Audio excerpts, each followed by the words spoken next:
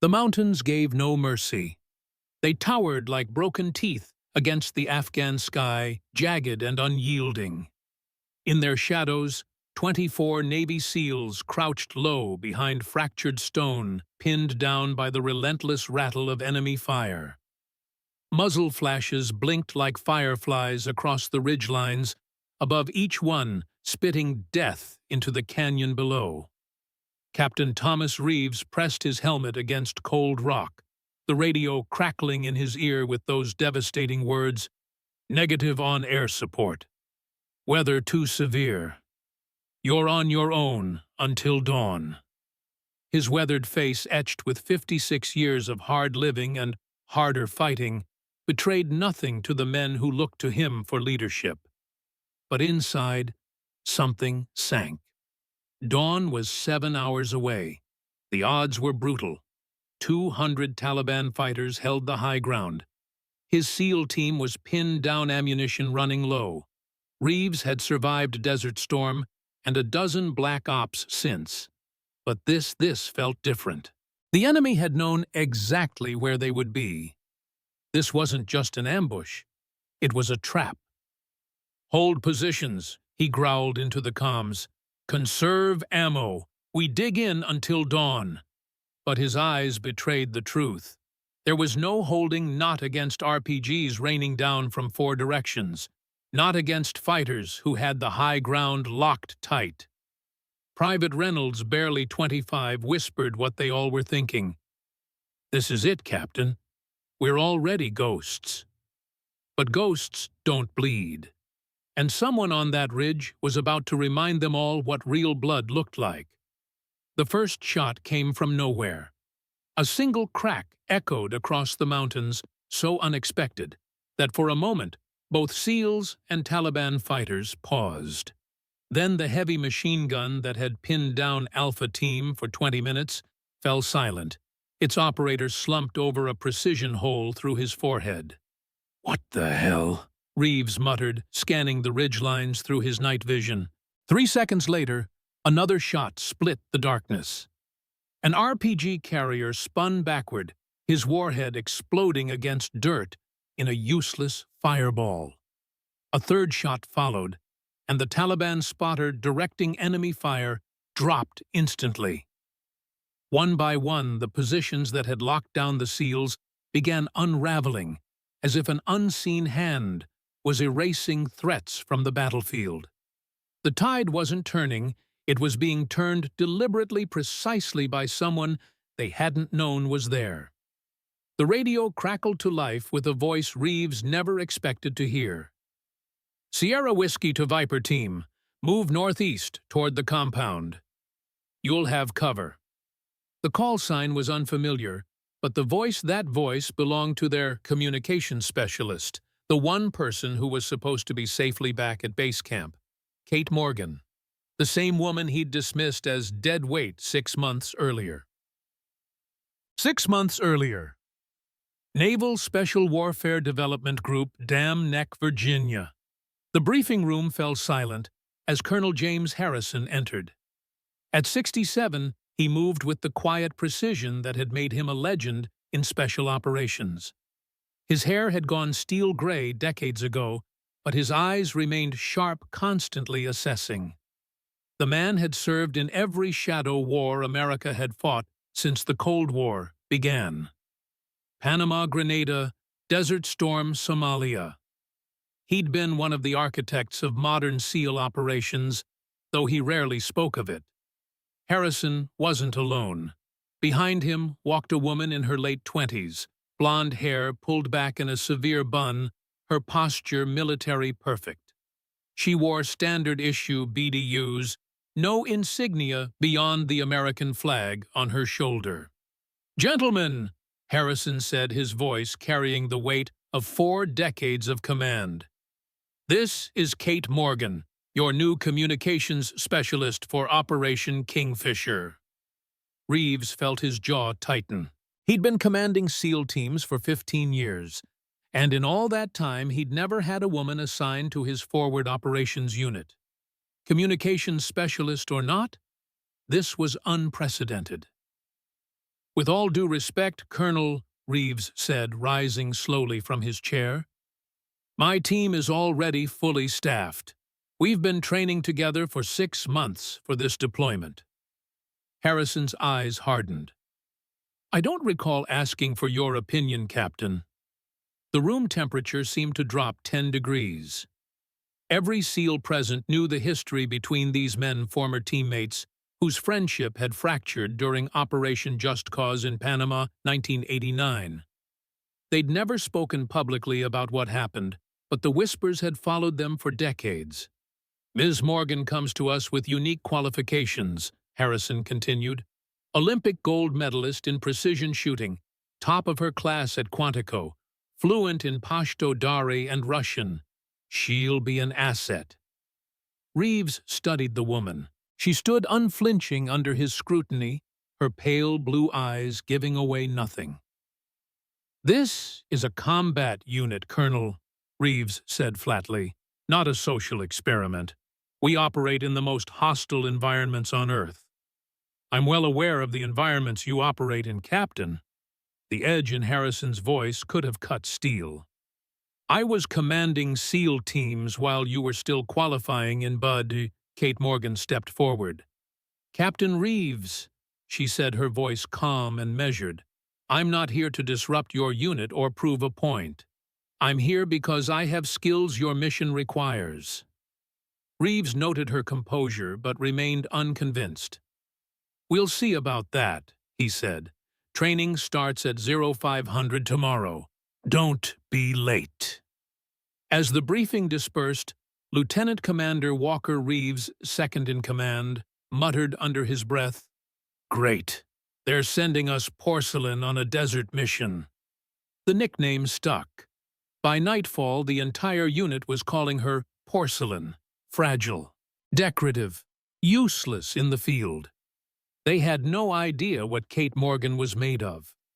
But they would learn. Kate Morgan had grown up with the sound of gunfire in her ears. At 10 years old, while other girls collected dolls, she collected spent shell casings. Her father, William Morgan, had been a SEAL sniper with an almost supernatural gift for precision. On weekends, he would take her to private ranges in the Virginia countryside, teaching her the fundamentals of marksmanship with the patience of a born instructor. Breathing is everything, Katie, he would say, adjusting her stance as she held a modified .22 rifle. Slow your heart. Feel the space between beats. That's when you squeeze, not pull, squeeze the trigger. Often James Harrison would join them. Her father's mentor and closest friend, Harrison, had been there for every milestone in Kate's life. He'd watched her grow from a shy child into a focused young woman with her father's steady hands and analytical mind. The memory that haunted her most came from when she was 13. Her father, preparing for deployment to Somalia, had taken her to the range one last time. Promise me something, Katie, he'd said, his voice uncharacteristically serious. Whatever happens, never leave your team behind. The mission is important, but the people, they're everything. 2 weeks later, Harrison had appeared at their front door in dress uniform. She'd known what it meant before he spoke a single word. Her father had been killed in Mogadishu during a mission that would later be classified so thoroughly that even his death certificate contained redactions. Harrison had knelt before her, his weathered face lined with grief. Your father died saving his team, he'd told her. He never left anyone behind. And I promise you, Katie, I'll never leave you behind either. She'd grown up in the shadow of that promise. Harrison had remained a constant presence, guiding her education, encouraging her when she showed preternatural talent for marksmanship. When she'd qualified for the Olympic shooting team at 22, he'd been there in the stands watching with quiet pride as she took gold with a record-breaking score. What the public didn't know, what even Captain Reeves didn't know, was what had come after. The quiet recruitment by the CIA, the specialized training, the classified mission to Moscow, where she'd eliminated a high-value target at a distance that had seemed impossible, breaking the unofficial record for the longest confirmed kill by a U.S. operative. All of that was buried under security clearances so high that even most admirals couldn't access them. To the world, to Reeves and his team, she was just an Olympic shooter turned communications specialist. Deadweight. Porcelain. And that was exactly how Harrison wanted it.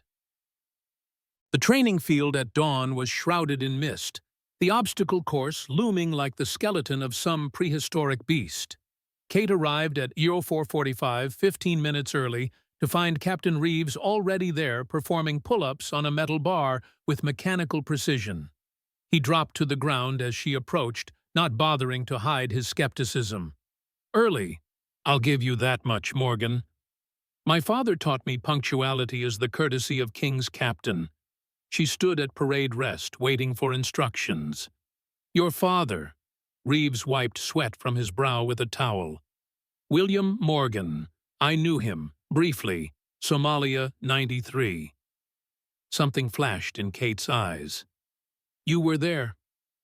"Different unit, same hellhole." He studied her face, looking for weakness. "He was a good operator.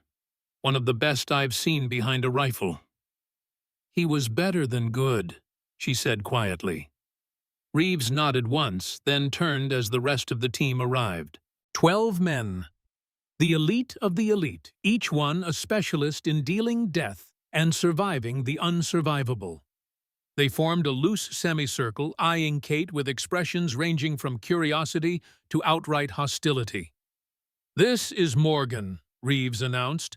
"She'll be handling communications for Kingfisher. Today we find out if she can keep up." What followed was brutal by design. The obstacle course had been built to break men who were already among the toughest on Earth. The wall, the pit, the weaver, the rope climb.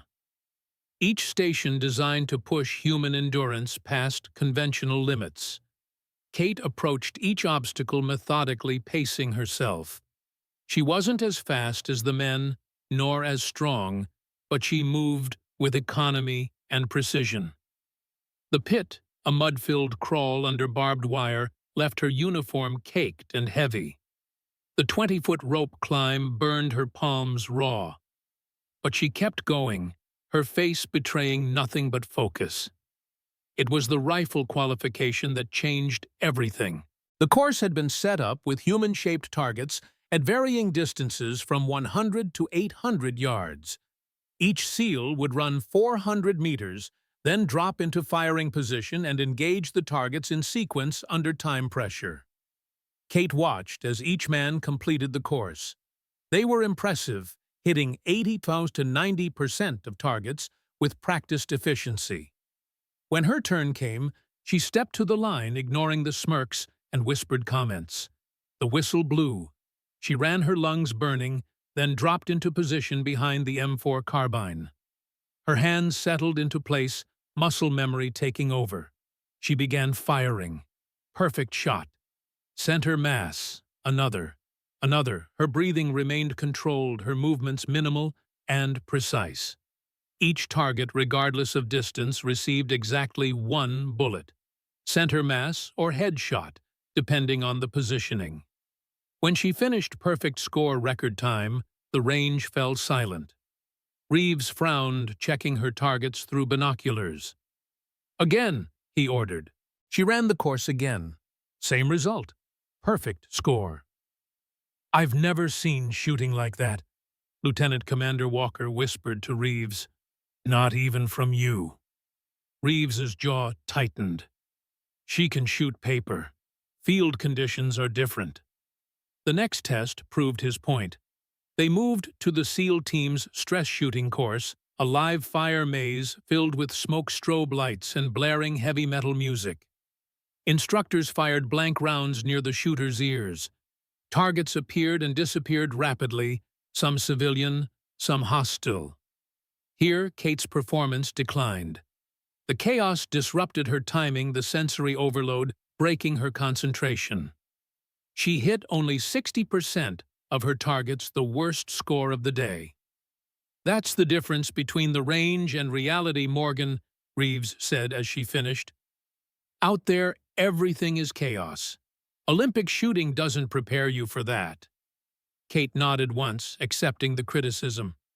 I'll work on it, Captain. See that you do. He turned away, then stopped.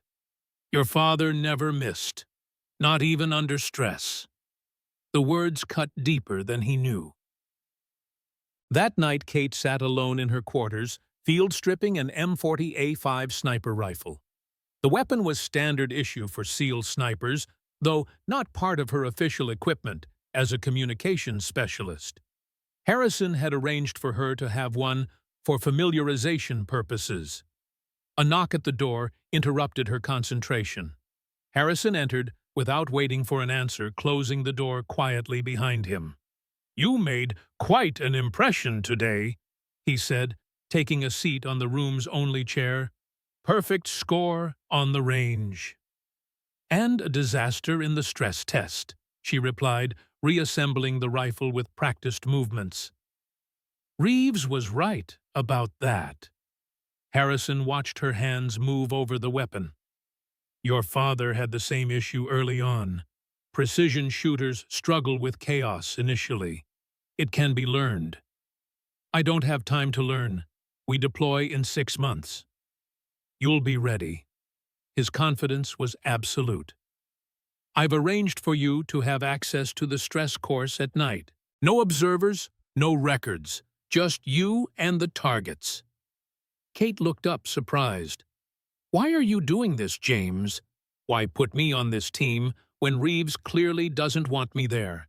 There are plenty of communication specialists with combat experience. Harrison's weathered face revealed nothing.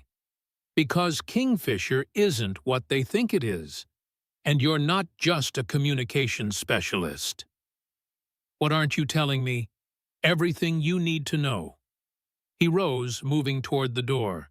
Keep practicing, especially your night shooting, and your climbing. Climbing, the mission brief mentioned nothing about climbing. Harrison paused at the door. Exactly. Get some rest, Kate. Tomorrow won't be easier. After he left, Kate sat motionless, the rifle forgotten in her lap.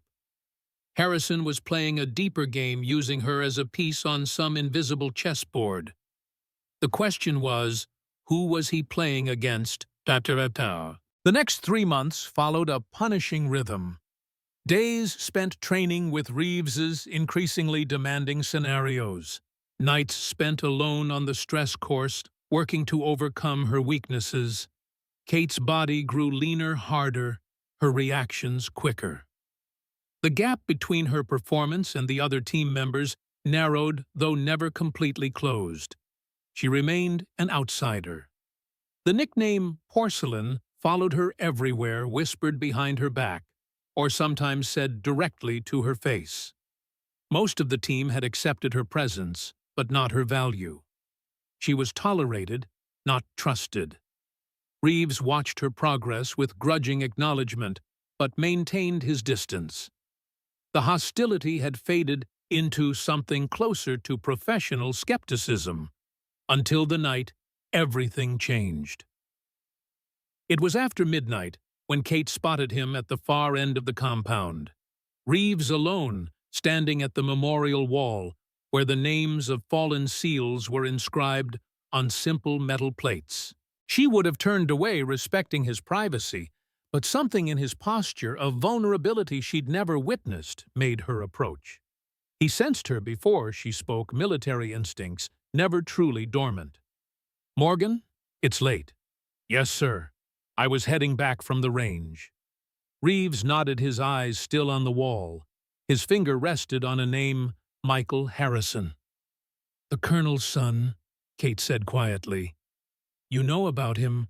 James Colonel Harrison mentioned him once, said he died in Panama. Reeves's laugh was hollow, empty of humor. That's one way to put it. Silence stretched between them, filled only by the distant sound of waves breaking against the Virginia shoreline. Finally, Reeves spoke again, his voice lower, rough with memory. We were a five-man team. Harrison was in command. His son Michael was our point man. I was second. Two others, Davis and Ramirez, rounded us out. Panama City, 1989, Operation Just Cause. We were tasked with extracting a high-value intelligence asset from a Noriega compound. He paused, his breathing measured. The intel was bad. We walked into an ambush. Michael took the first hit. Critical, but survivable with immediate evac. The asset was pinned down with him. Davis and Ramirez moved to provide covering fire while I got to Michael. Kate remained still, sensing she was hearing something few ever had. Harrison made the call, ordered us to abandon Michael and the asset prioritize the intelligence documents in the compound. Said the mission parameters had changed. His hand curled into a fist against the wall. I refused. Told him I wasn't leaving his son to die. He pulled rank, threatened court-martial. While we argued, the enemy repositioned. Davis and Ramirez were killed trying to reach Michael's position. "And Michael?" Kate asked softly. "Bled out before we could reach him." Reeves finally turned to face her. Harrison got his precious intelligence, earned a commendation for it. 3 men died, including his own son, but the mission was a success. That's who you're following, Morgan. A man who will sacrifice anyone, even his own blood, for mission parameters. Kate absorbed this, her mind racing. It didn't match the James Harrison she knew, the man who had been like a second father to her. But she could see the truth in Reeves's eyes, feel it in the rawness of his voice. "Why are you telling me this?" "Because you need to understand who you're dealing with. Harrison didn't put you on this team for your communication skills. He wants something, and he's using you to get it." Reeves stepped closer, his voice dropping. "Whatever game he's playing, be careful.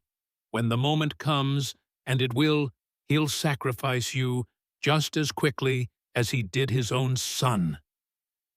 He walked away, then leaving Kate alone with the wall of the dead and questions she couldn't begin to answer. The next morning, Harrison found her at the rifle range practicing before dawn. He watched silently as she fired a perfect grouping at 600 yards, the bullets hitting so close together they formed a single ragged hole. "Your father would be proud," he said as she lowered the weapon. Kate didn't turn around. Would he? Or would he have left me behind too? Harrison's silence told her everything. He moved to stand beside her, his face impassive in the dim light. "Reeves talked to you. About Panama. About Michael." Harrison nodded once. "I wondered when he would." "Is it true? Did you leave your own son to die for the mission?" The old colonel's eyes remained fixed downrange.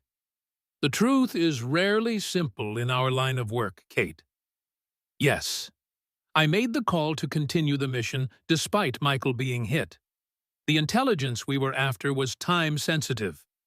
Locations of Noriega's weapon caches, details about Soviet advisors operating in Panama, information that saved hundreds of American lives. At the cost of 3. Yes, no hesitation, no defensiveness, just acknowledgement.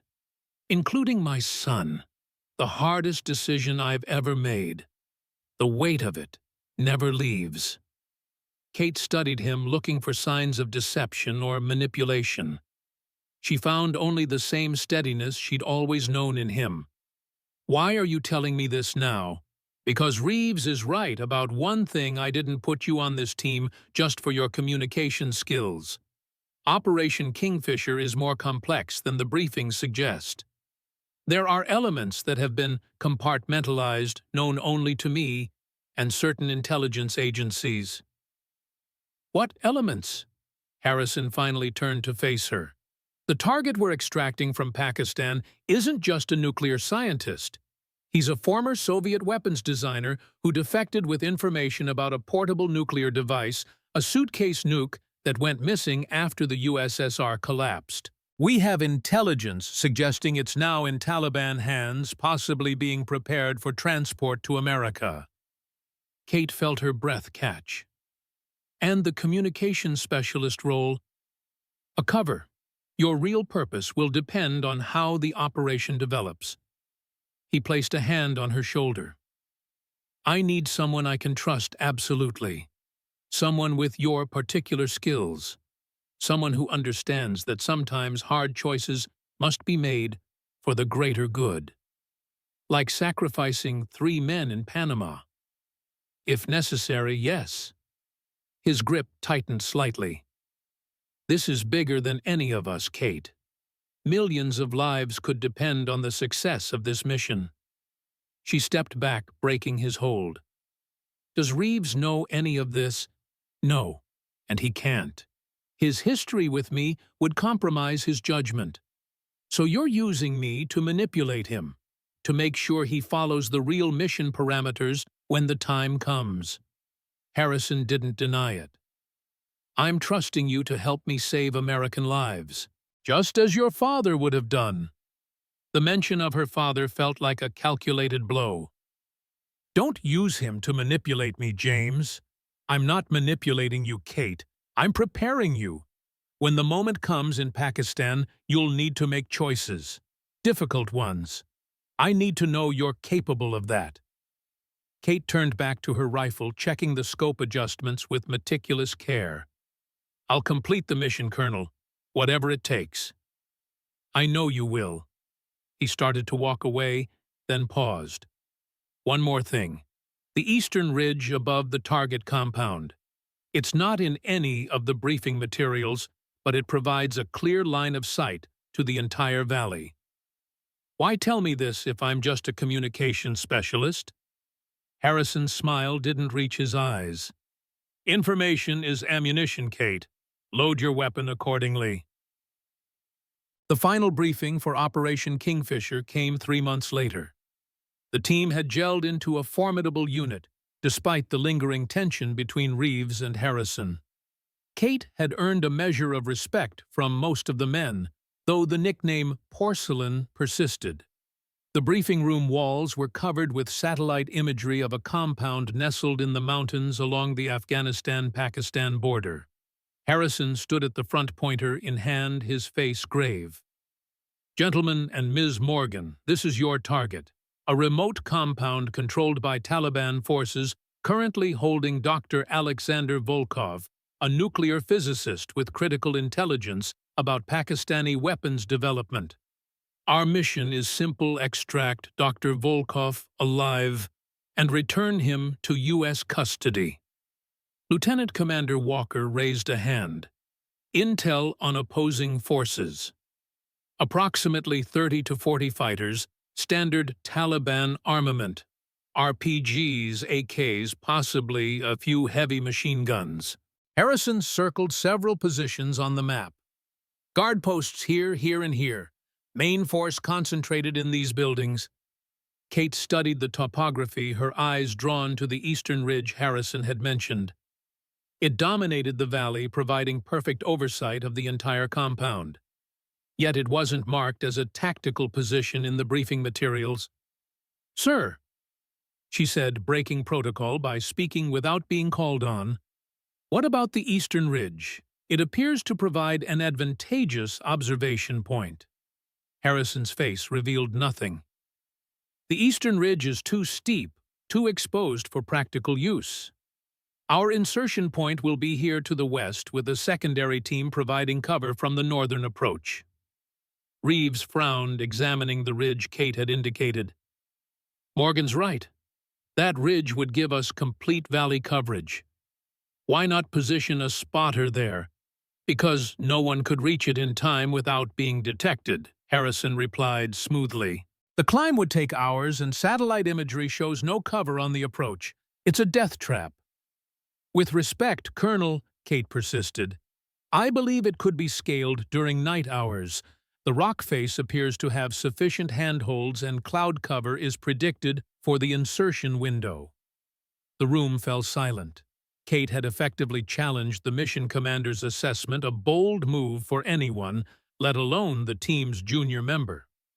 Harrison's eyes narrowed fractionally. An interesting theory, Morgan, but unnecessary. The plan as outlined provides sufficient coverage without exposing any team member to such risk. And if things go sideways, Reeves asked, his tactical mind clearly considering the possibility.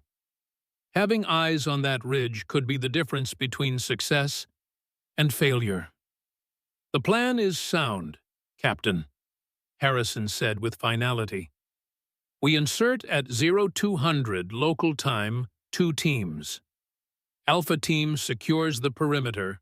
Bravo extracts the asset. Communications will be maintained through the forward base station which Morgan will operate. And there it was. Kate would be kept safely away from the action, manning the radios from a distance. Exactly as expected, exactly as she'd been trained for officially. The rest of the briefing covered extraction protocols, code words, and contingency plans. Throughout it all, Kate felt Reeves watching her, his expression thoughtful. After they were dismissed, he caught up to her in the corridor. That ridge bothers you, he said without preamble. It should bother you too, Captain. It's the perfect overwatch position, and we're ignoring it. Reeves nodded slowly. Harrison's hiding something. This mission, it doesn't add up. A Pakistani nuclear scientist wouldn't be held in a remote Taliban compound. He'd be in a government facility in Islamabad or Karachi. Maybe he defected. Maybe he has information both sides want. Maybe. Reeves wasn't convinced. Whatever the truth is, we're not getting it. Which means we need to be prepared for anything. He lowered his voice. When we deploy, stick to protocol, but keep your eyes open. If things go south, I need to know I can count on you. Kate met his gaze steadily. You can, Captain. Whatever happens. For the first time since she'd joined the team, Reeves looked at her without skepticism or judgment, just professional assessment. I believe you, Morgan. Let's hope we don't have to test it. The C-17 transport plane's engines droned as it crossed the Atlantic. Inside, the SEAL team ran through final equipment checks, each man focused on his own preparations. Kate sat apart, ostensibly reviewing communications protocols, but actually contemplating the conflicting agendas at play. Harrison believed the mission involved a suitcase nuclear device. Reeves suspected they weren't getting the full story, and Kate was caught between them, carrying secrets from both sides. Harrison approached, taking the seat beside her. All set with the communications gear? Yes, sir. Primary and backup systems checked and operational. He nodded, then said quietly, Remember our discussion about hard choices, Kate. Things may not go according to the briefing. If that happens, I'm counting on you to make the right call. And what call is that exactly? Harrison's voice dropped further. The Eastern Ridge. If the opportunity presents itself, take it. But only if absolutely necessary. Before she could question him further, he rose and moved away, leaving her with cryptic instructions and a growing sense of unease. Hours later, Reeves found a moment to speak with her privately. Morgan, a word.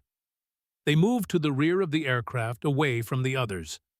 Reeves handed her a small package. Specialized communications equipment. Secure frequency encrypted. If standard comms fail, use this. Direct line to me bypasses the chain of command.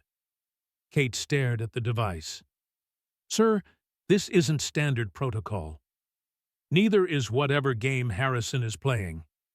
His eyes were hard. I've been in this business too long not to recognize when intelligence is being manipulated.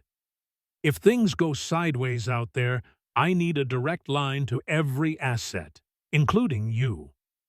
You think the Colonel is setting us up? I think he's pursuing an agenda that may not prioritize team survival.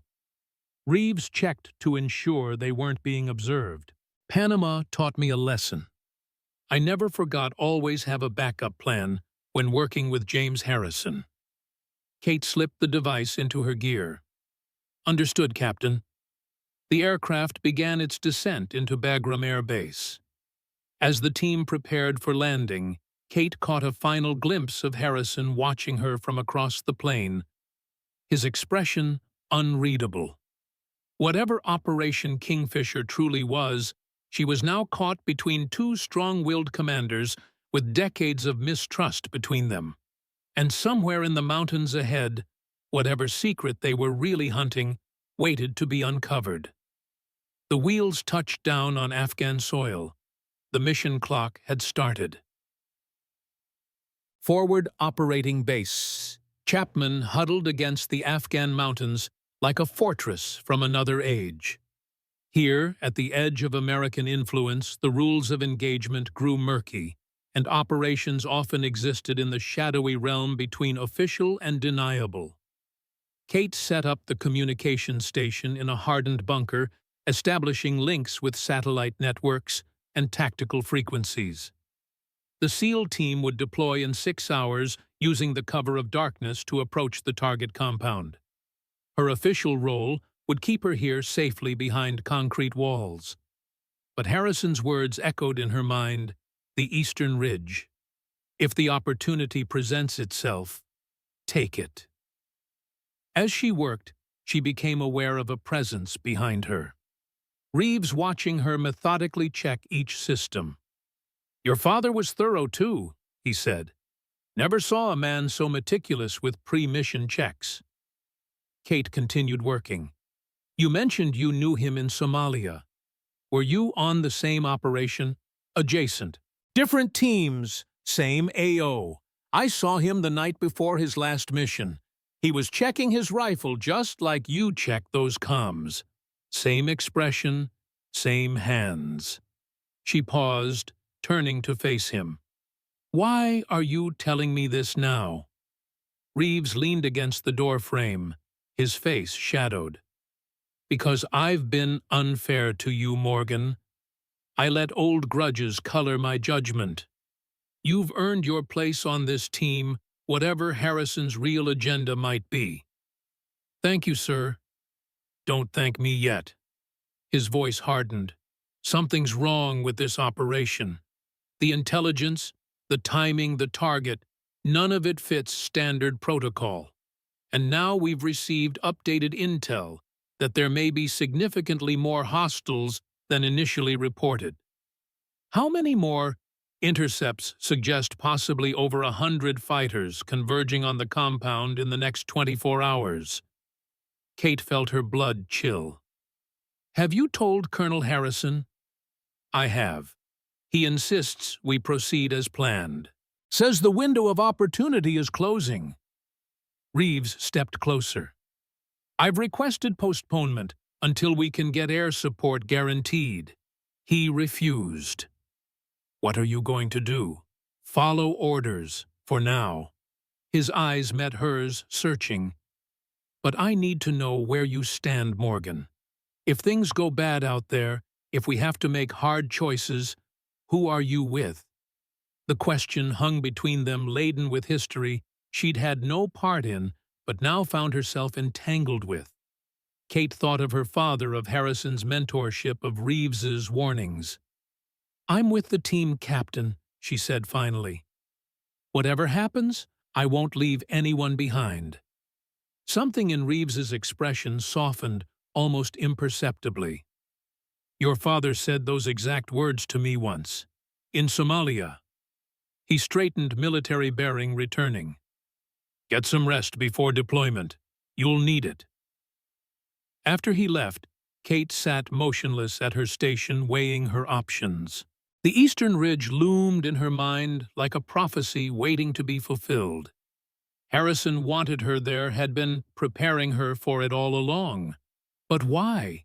What did he expect to happen that required her specific skills in that specific location? Her hand brushed against the Barrett M82A1 sniper rifle that had mysteriously appeared among her gear during transport, another of Harrison's manipulations. A weapon she had no official reason to carry as a communications specialist, yet one she'd trained with extensively.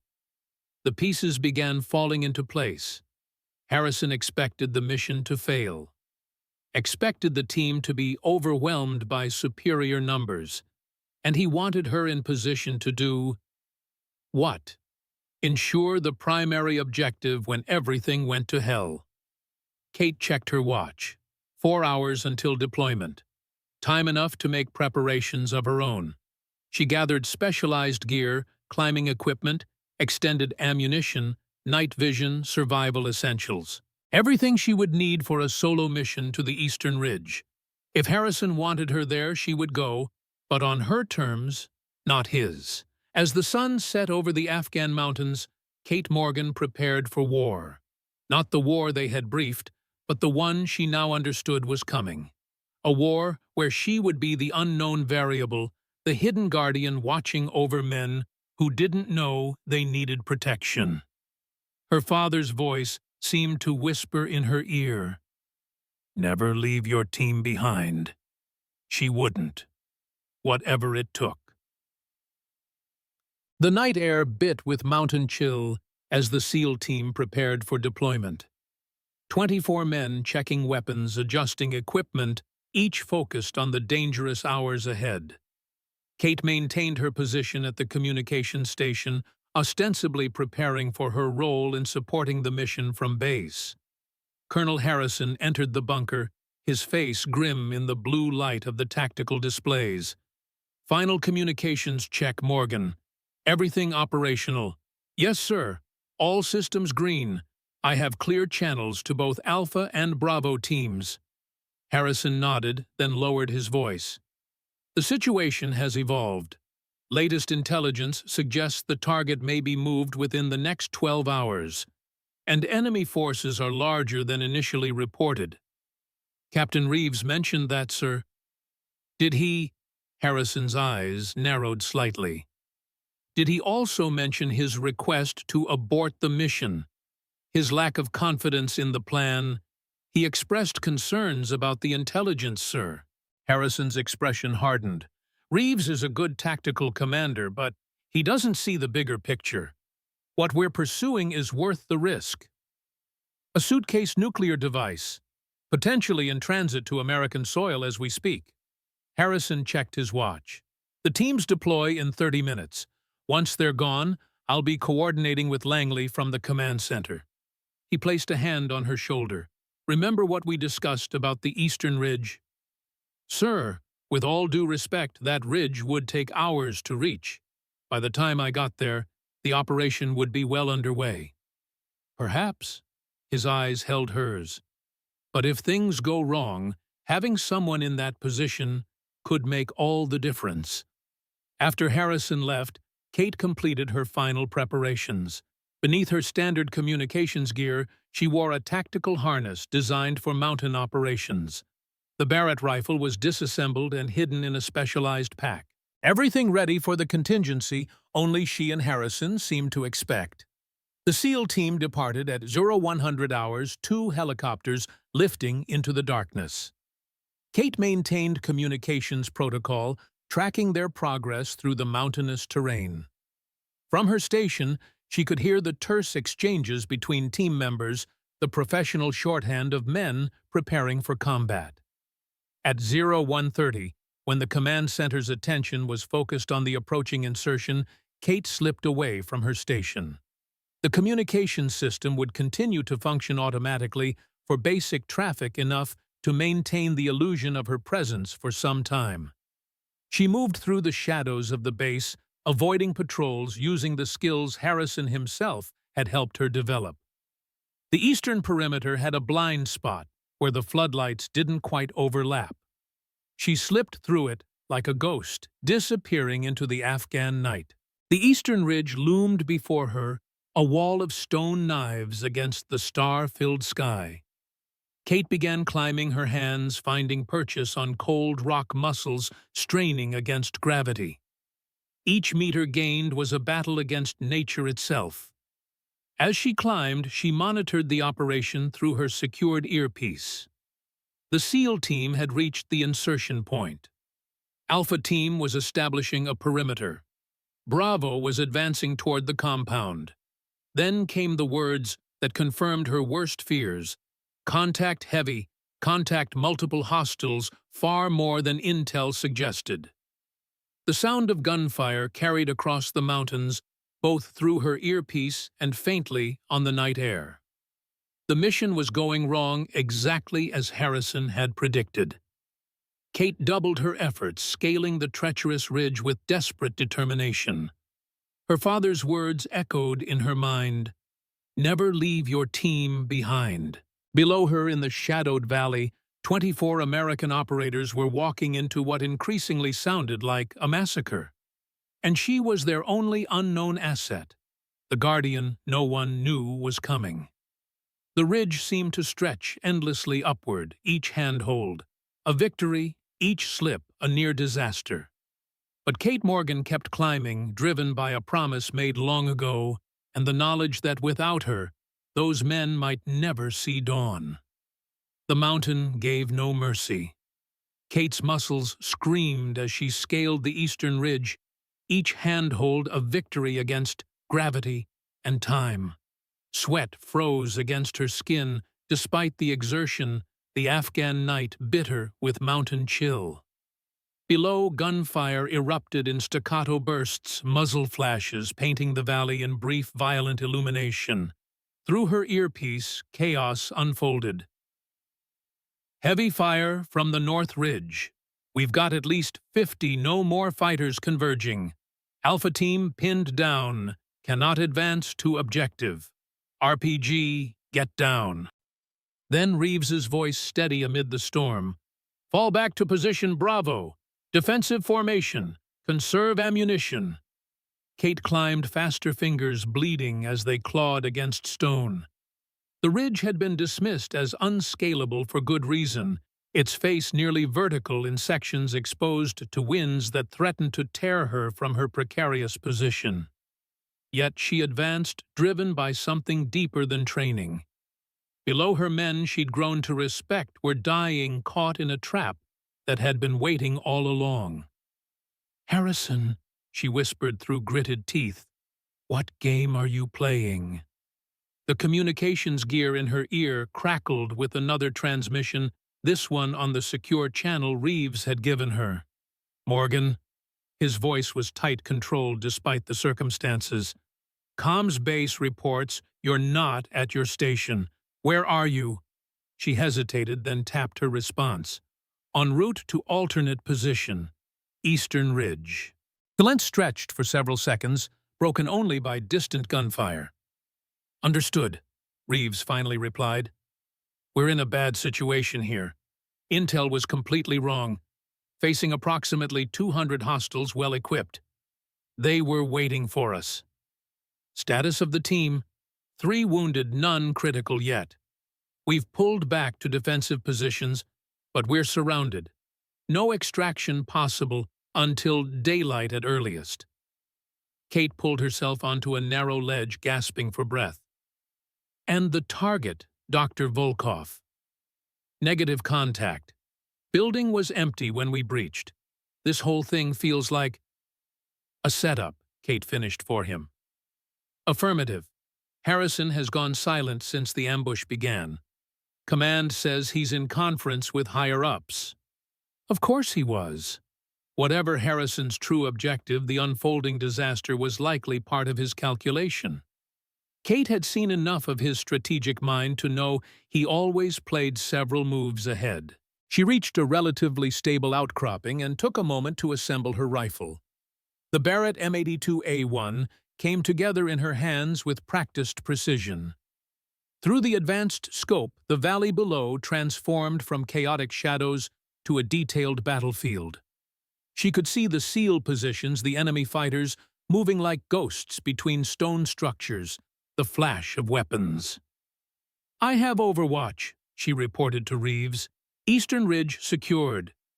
His reply carried the first hint of hope since the mission began. "Can you provide support?" Kate settled into position, controlling her breathing as her father had taught her. "Affirmative. Stand by."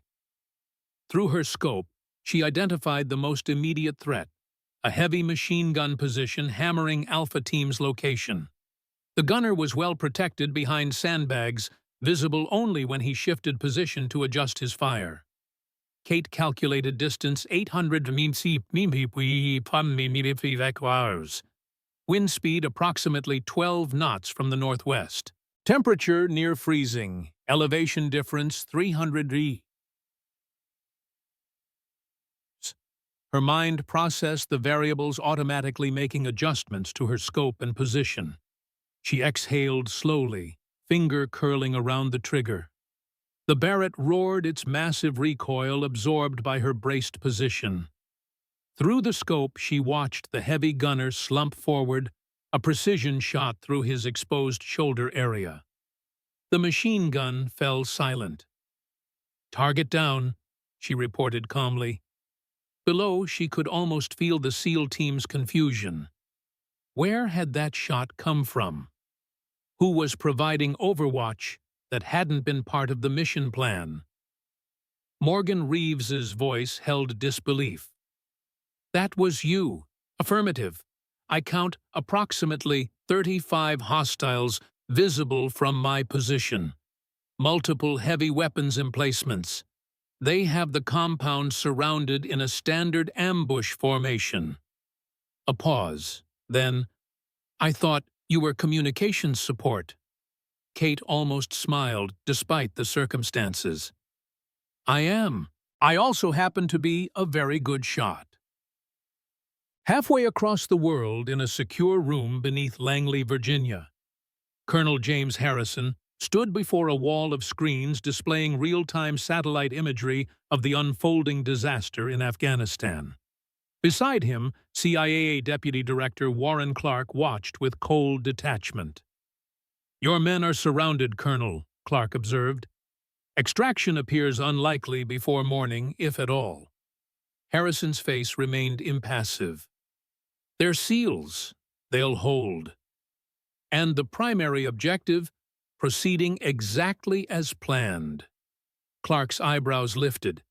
200 Taliban fighters weren't part of the plan. "No," Harrison conceded, "but they're a useful complication. The heavier the resistance, the more believable the scenario." "And Morgan, will she make it to position?" Harrison checked a separate display, showing a small blinking dot, Kate's tracking device now positioned exactly where he'd intended all along. "She's already there." "Remarkable." Clark studied the tactical display with newfound interest. "You were right about her capabilities. Let's hope you're right about her resolve when the moment comes." Harrison's jaw tightened almost imperceptibly. "She won't fail." "For all our sakes, she better not." Clark gestured to another screen showing a digital countdown. "The extraction team is already inbound. 12 hours until they reach the rendezvous point. If Volkov doesn't make the exchange, this entire operation collapses, and with it, our only chance to recover that missing nuclear device." "Volkov will be there," Harrison said with certainty, "as soon as he realizes Kate is in position." "And your SEAL team? What about them?" Harrison turned away from the screens, his weathered face betraying nothing. "They'll serve their purpose." Kate worked methodically, each shot creating space for the surrounded SEALs to maneuver. From her elevated position, she could see what they couldn't: the shifting patterns of the enemy, their reinforcement routes, their command structure. "Reeves, you have 3 fighters approaching from your 6 o'clock, using the dry creek bed as cover." "Copy that." A brief burst of gunfire. "Targets down. Morgan, you're giving us a fighting chance here." Kate shifted position, scanning for priority threats. Through her scope, she caught a glimpse of movement in a building she'd previously marked as clear. A man emerged briefly, tall European features, civilian clothes. He appeared to be speaking urgently into a satellite phone. Possible HVT spotted, she reported. Building 3 eastern side. Caucasian male, mid-50s, gray hair. Doesn't match target description. Reeves's response was immediate. That's not Volkov. Volkov is in his 30s, dark hair. Kate felt her suspicions crystallize into certainty. Our intel was wrong, or deliberately falsified. Focus on keeping us alive, Morgan. We'll sort out the intelligence failure later if we survive this. She continued working, eliminating threat after threat, with mechanical precision. Each shot meant one less fighter targeting the SEAL team. Each kill bought them precious seconds of survival. 2 hours into her overwatch, Kate spotted a new threat.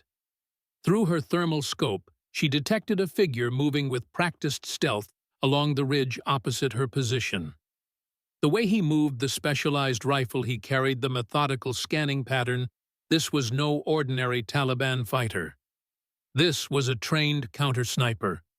Kate shifted position immediately using the techniques her father had taught her: never fire twice from the same location, use available terrain for concealment, minimize silhouette against the horizon. She watched as the enemy sniper established his position, his scope methodically sweeping the eastern ridge where she was located. He was good, disciplined, patient, searching for the telltale signs of a hidden shooter. Kate remained perfectly still, controlling even her breathing to prevent visible vapor in the cold mountain air. The duel had begun, a silent, deadly game of hunter and hunted. The first to spot the other would likely prevail. Minutes stretched into an eternity as neither moved. Kate studied her opponent through her scope, noting details. His equipment was Russian-made, but not standard issue, the specialized modifications of a professional. His technique was textbook Spetsnaz, the Russian special forces known for their exceptional snipers. What was a Russian-trained sniper doing with Taliban fighters? A transmission from Reeves interrupted her concentration. Morgan, we're running low on ammunition. Situation deteriorating. Do you have eyes on any escape route? Negative, she replied softly. They have all obvious routes covered. Stand by. The counter-sniper shifted slightly, his scope reflecting moonlight for a fraction of a second, a rookie mistake no true professional would make. Unless, Kate realized the truth an instant too late. It was a deliberate ploy, a calculated risk to draw her attention while a second sniper moved into position. She caught the movement in her peripheral vision, another figure already aiming directly at her position. She rolled sideways as a bullet struck exactly where her head had been moments before, sending stone fragments flying. In one fluid motion, she brought her rifle around, located the second shooter, and fired. Through her scope, she saw the man's body jerk backward, the shot finding its mark despite her hasty aim.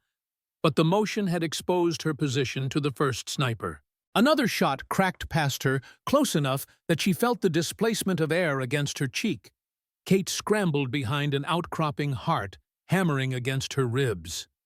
The game had changed. The enemy now knew exactly where she was, and she'd lost the advantage of stealth. Taking fire, she reported tersely. Enemy sniper team on the western ridge. Can you maintain position? Reeves asked. Affirmative, but I'm compromised. We'll need to relocate. Kate studied the terrain, plotting her next move. The ridge offered limited options. Moving meant exposure, staying meant eventually being flanked. She needed to eliminate the remaining sniper before he could coordinate with ground forces to target her position. She reached into her pack, extracting a small mirror and a flexible rod.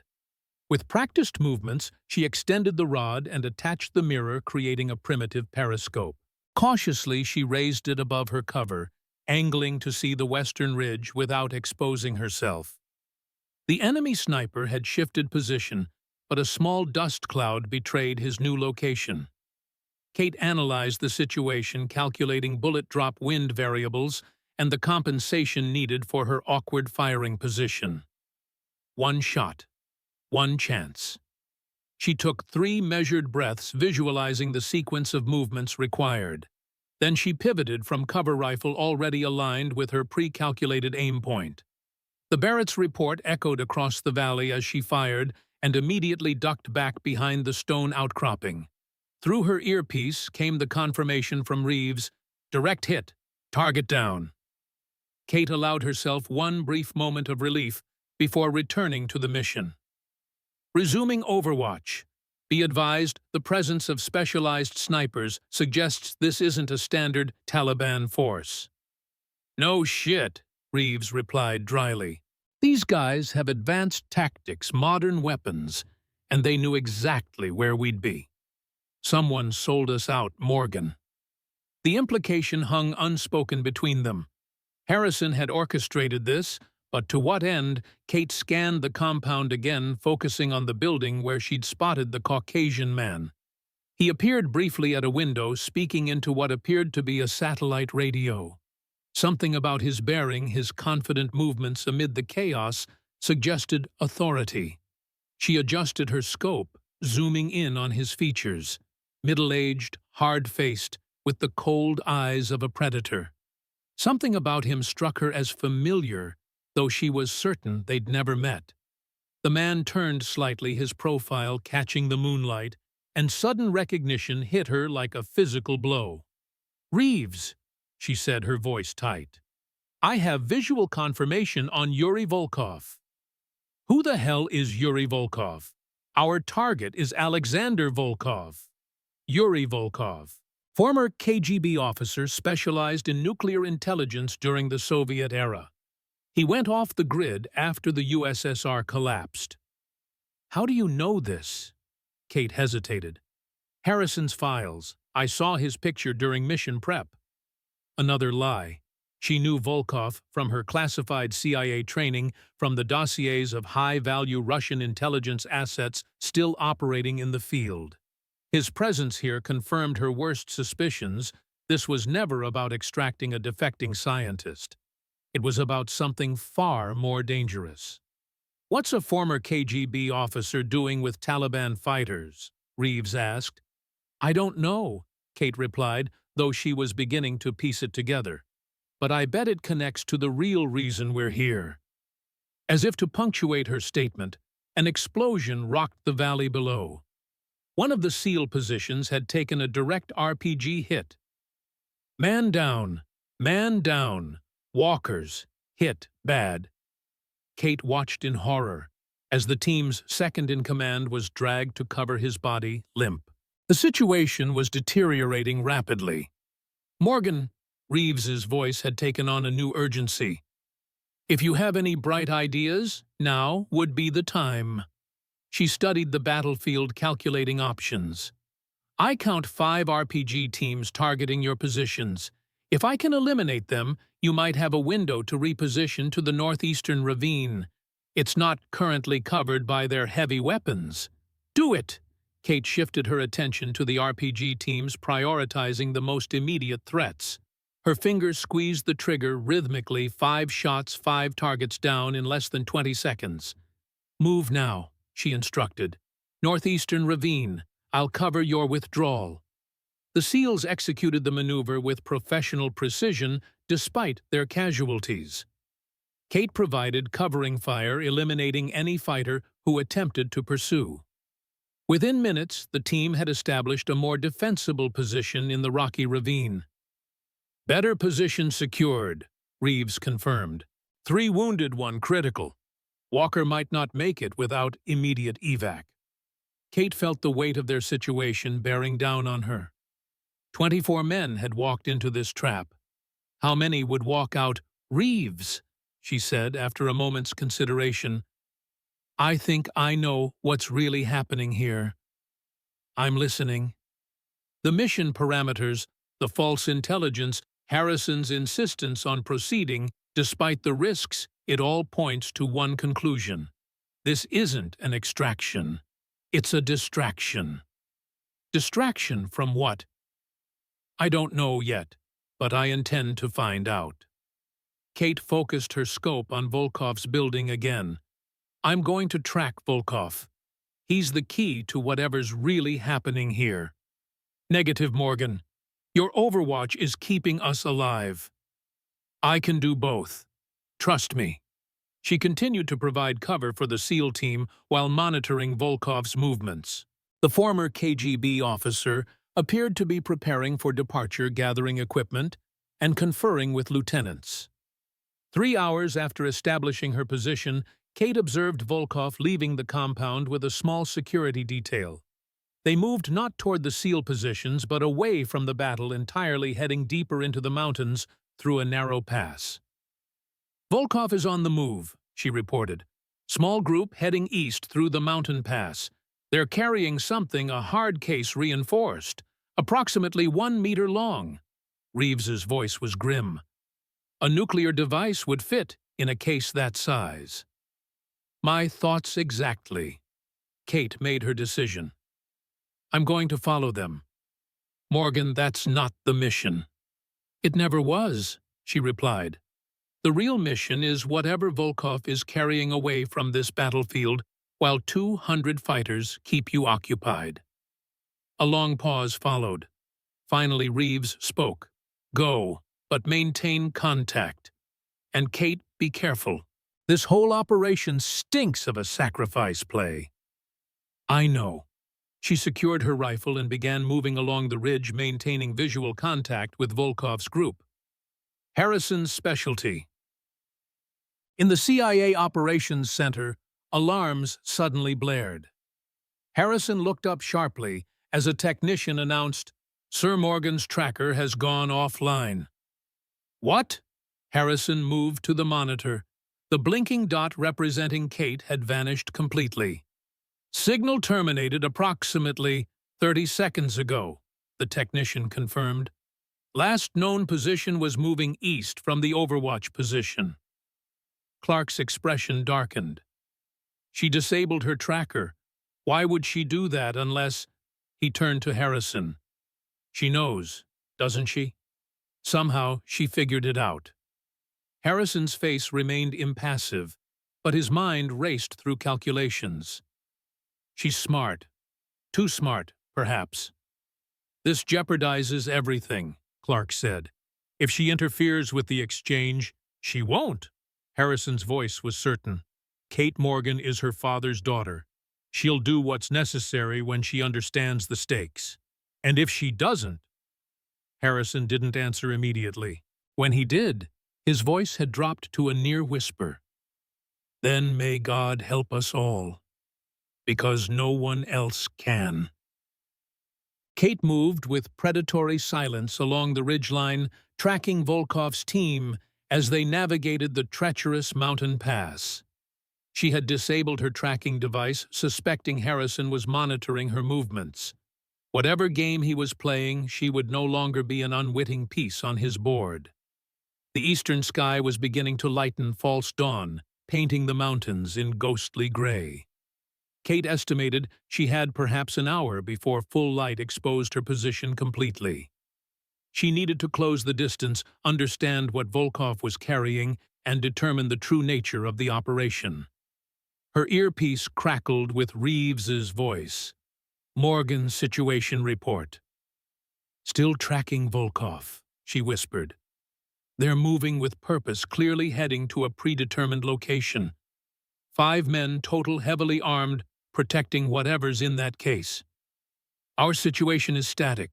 Enemy forces maintaining pressure but not advancing. Almost as if they're just keeping us pinned down. Exactly, Kate agreed.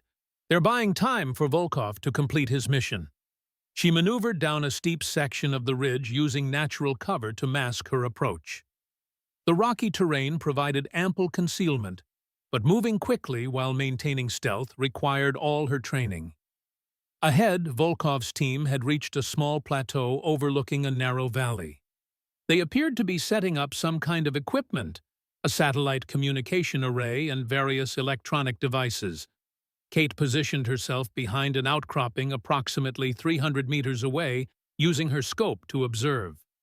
The reinforced case sat in the center of their makeshift camp, still closed, guarded by 2 men, while Volkov worked with the communications equipment. "They've stopped," she reported to Reeves. "Setting up communications. Appears they're waiting for something or someone. Extraction, most likely. Helicopter pickup would be feasible from that kind of location." Kate continued to observe, noting details about the team. Their movements were too disciplined, their equipment too advanced for typical Taliban fighters. These were professionals, likely former military or intelligence operatives.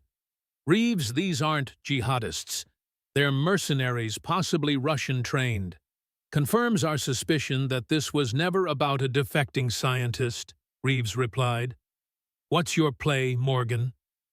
Kate weighed her options. Direct confrontation meant facing 5 heavily armed professionals alone. Waiting for their extraction meant potentially losing whatever was in that case. She needed more information. "I need to get closer, identify what's in the case." "Too risky. Hold position and observe." "Negative. Time is critical. I'll maintain comms." Before Reeves could object further, Kate began moving, using the growing light to identify a route that would bring her within observation distance without exposing her position. She navigated the treacherous terrain with practiced efficiency, each movement calculated to minimize noise and visibility. After 20 minutes of careful advancement, she reached a position approximately 100 meters from the camp, concealed behind a cluster of rocks. From here, she could see the team clearly and hear fragments of conversation Russian, confirming her suspicions about their origins. Volkov stood over the communications array, speaking urgently into a handset. Kate strained to catch his words.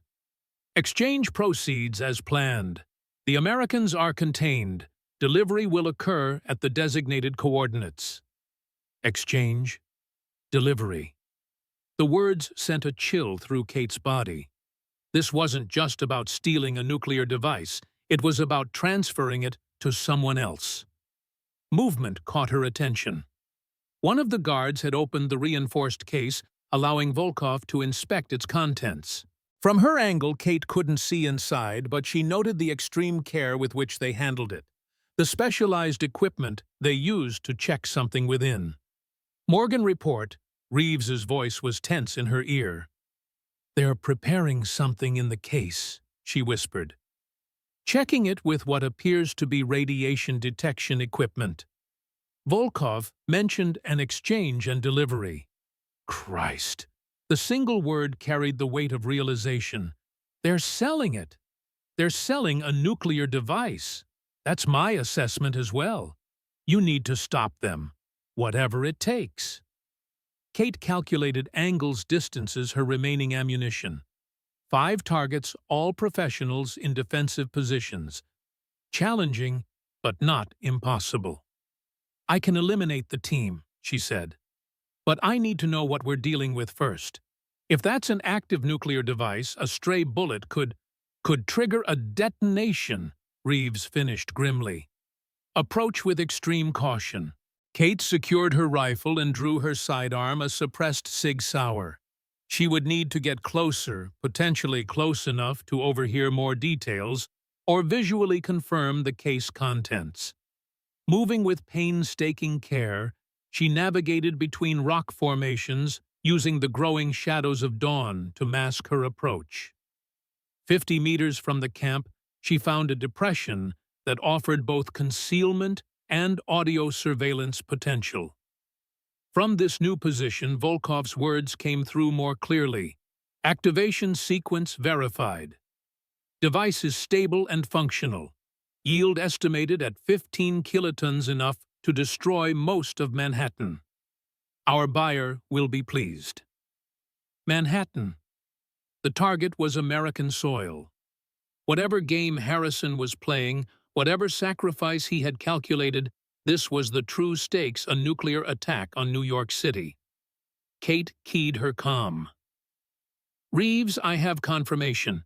Nuclear device intended for detonation in Manhattan. Yield 15 kilotons." Jesus Christ! Reeves's voice was barely a whisper. You need to secure that device immediately, whatever it takes. Understood. Kate checked her weapons, formulated a plan. I'll move on my next transmission. She studied the camp layout, identifying each guard's position fields of fire potential weak points. Volkov remained by the communications array, periodically checking his watch, waiting for something. The decision was made for her when a new sound cut through the morning air, the distant thrum of helicopter rotors. Inbound aircraft, she reported tersely. Their extraction is arriving. Morgan, you cannot let that device leave. Kate readied herself, mentally rehearsing the sequence of actions required. 5 targets prioritized by threat level. The guards nearest the case first, then the communications operator, then the remaining security, leaving Volkov for last. The helicopter sound grew louder now, visible as a small black dot against the lightening sky. Kate estimated she had less than 2 minutes before it reached the landing zone. Moving now, she said, and broke cover. Her first shots took down the 2 guards nearest the case, suppressed rounds finding their marks with surgical precision. The communications operator turned at the sound of bodies falling, reaching for his weapon, but Kate's third shot caught him in the chest before he could fire. The remaining guards reacted with professional speed, but Kate had the advantage of surprise. A 4th shot eliminated the guard to her left.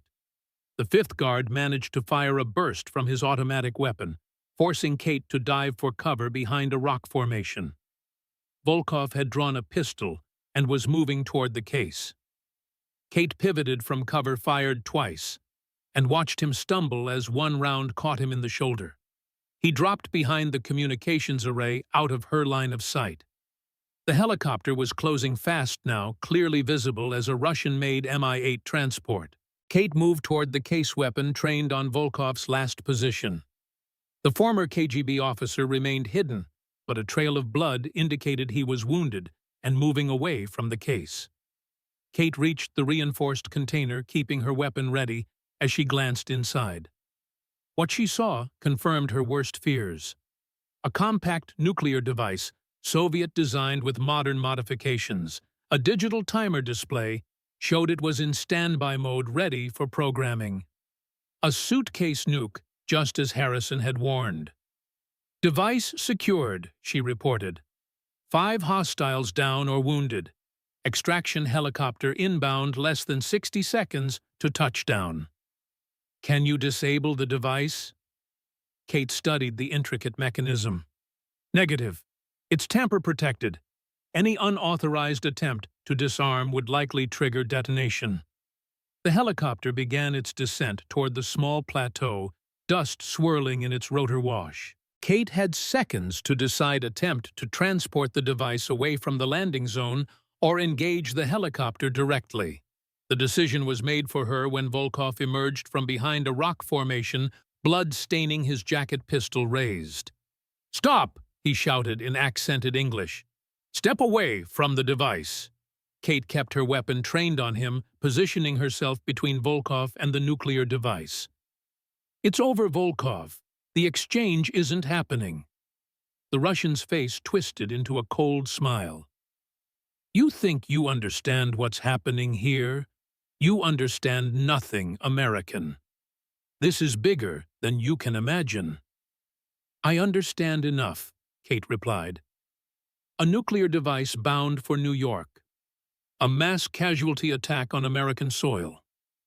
A necessary demonstration," Volkov said, his voice eerily calm despite his wound.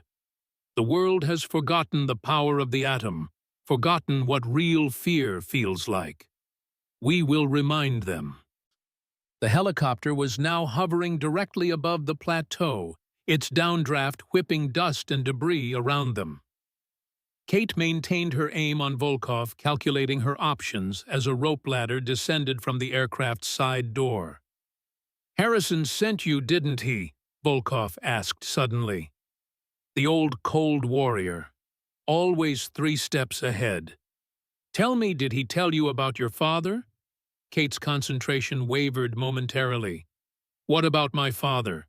Volkov's smile widened. William Morgan, Somalia, 1993. A mission to capture a Russian arms dealer, me. Your father led the team sent to kill me. You're lying. Am I? Ask yourself why Harrison has kept you so close all these years. Why he trained you personally. It wasn't out of kindness, American.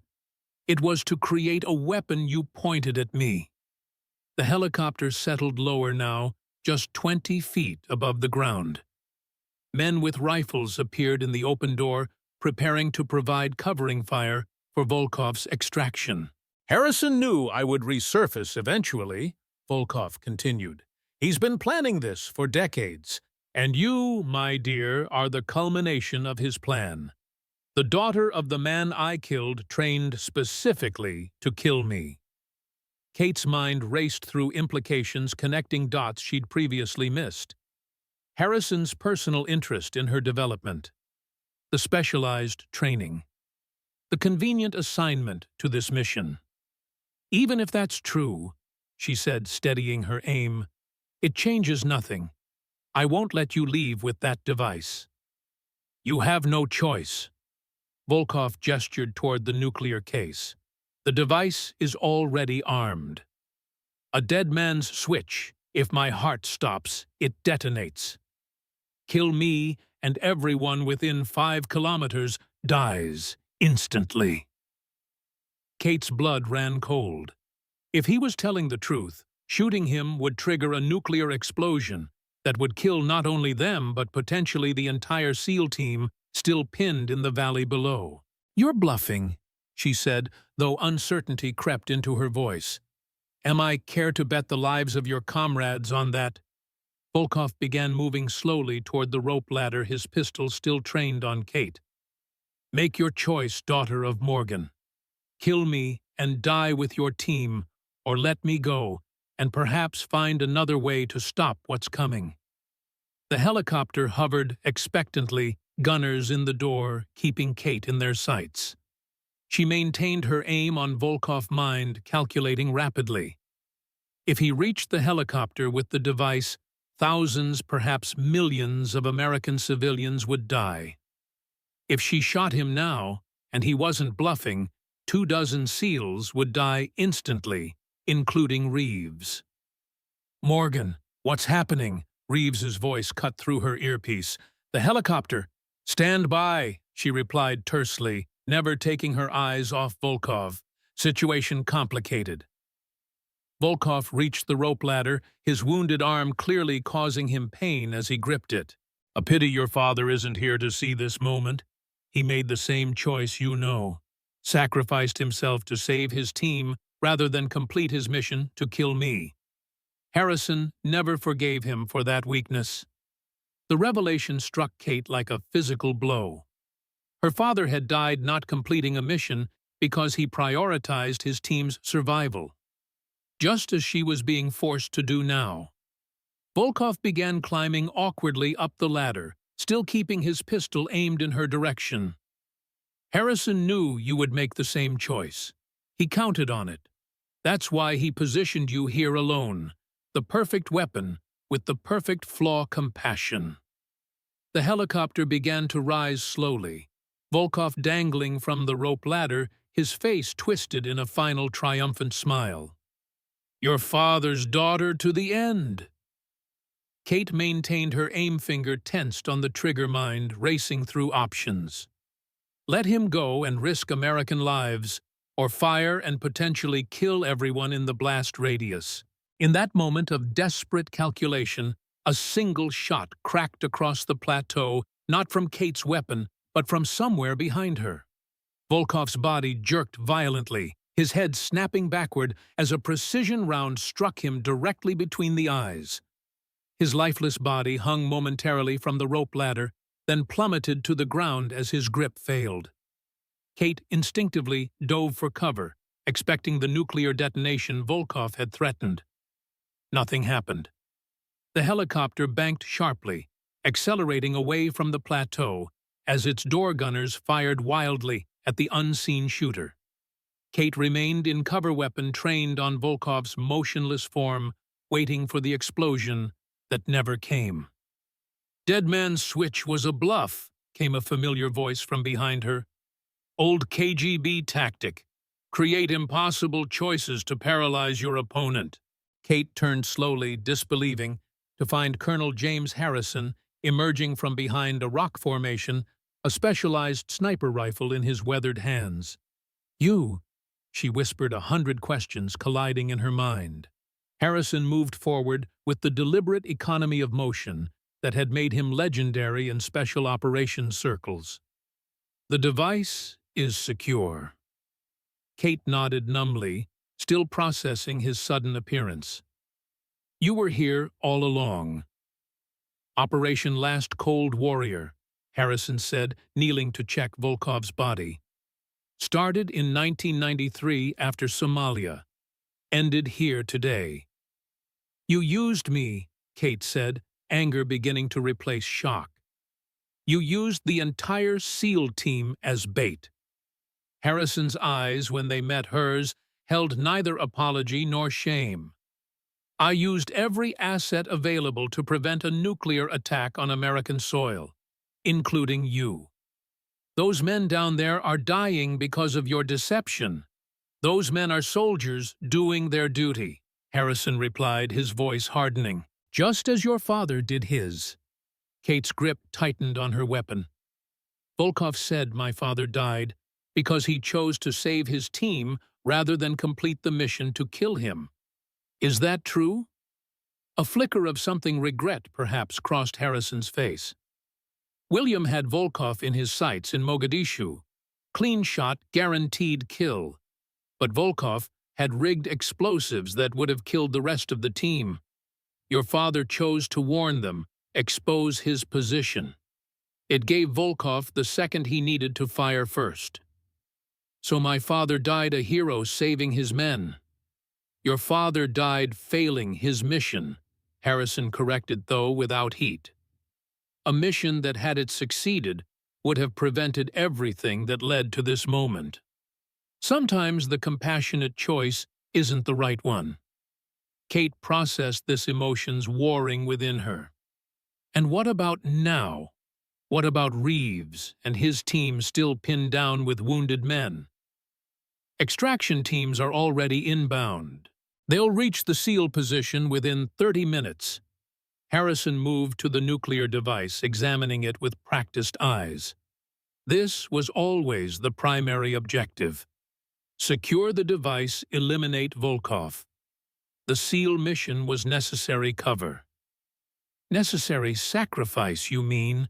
Kate's voice was cold. "Just like in Panama. Just like my father." Harrison didn't flinch at the accusation. "War requires hard choices, Kate. Always has.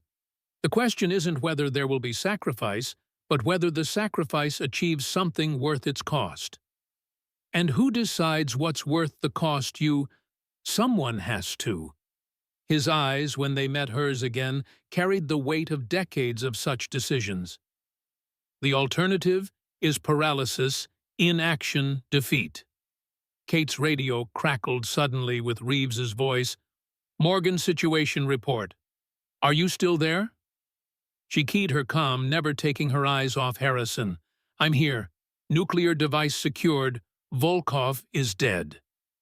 "Thank God. We've just received word that extraction is inbound. ETA 20 minutes. Copy that? Be advised Colonel Harrison is with me. He assisted with the situation here." A long pause, then Reeves's voice tight with controlled fury. "Understood. We'll discuss his assistance when we're all safely extracted."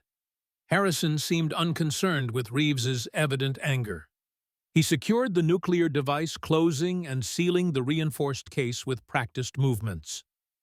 "CIA extraction team will take custody of this," he said, indicating the case.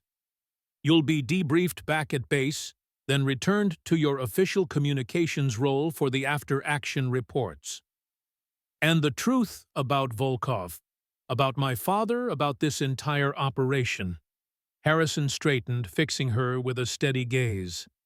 "The truth, Kate, is that you prevented a nuclear attack on American soil. The rest is classified." Kate felt something harden within her. Not good enough, James. These men deserve to know what they were really fighting for, what they bled for. I deserve to know the whole truth about my father. Some truths serve no purpose except to divide us, to weaken resolve. Harrison's voice softened slightly. Your father was a good man who made a choice he believed in. I've spent 25 years ensuring his sacrifice wasn't wasted. That's the truth that matters. The distant sound of approaching helicopters filled the momentary silence between them. American extraction forces coming to end this chapter of a decades-long shadow war.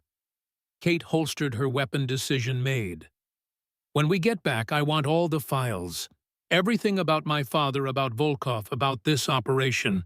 No more half-truths, no more manipulation. Harrison studied her for a long moment, then nodded once. You've earned that much.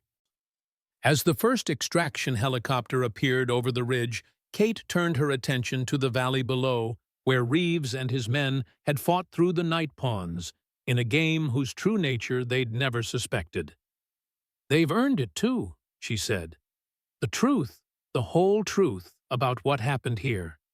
Harrison said nothing, his weathered face revealing nothing of his thoughts. But in his silence, Kate sensed something she'd rarely detected from him before: respect. The game had changed. Whatever came next, she would no longer be a piece moved on someone else's board.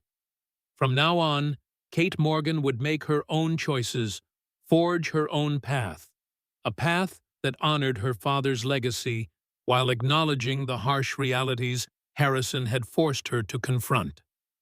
The helicopter descended toward them, kicking up dust and stone as it prepared to land.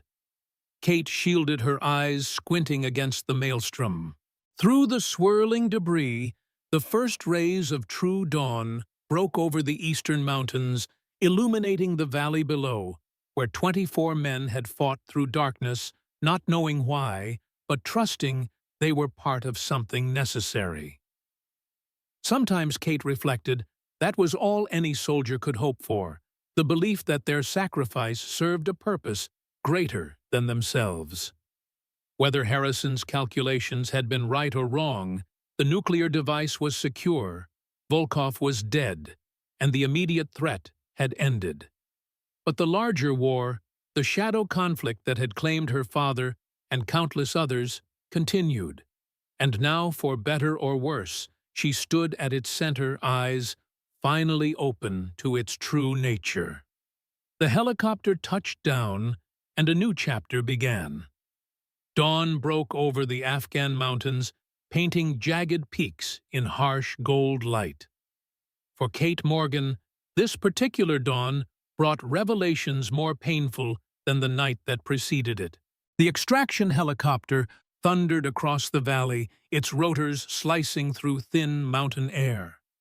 Kate sat across from Harrison, the secured nuclear device strapped between them like a silent accusation.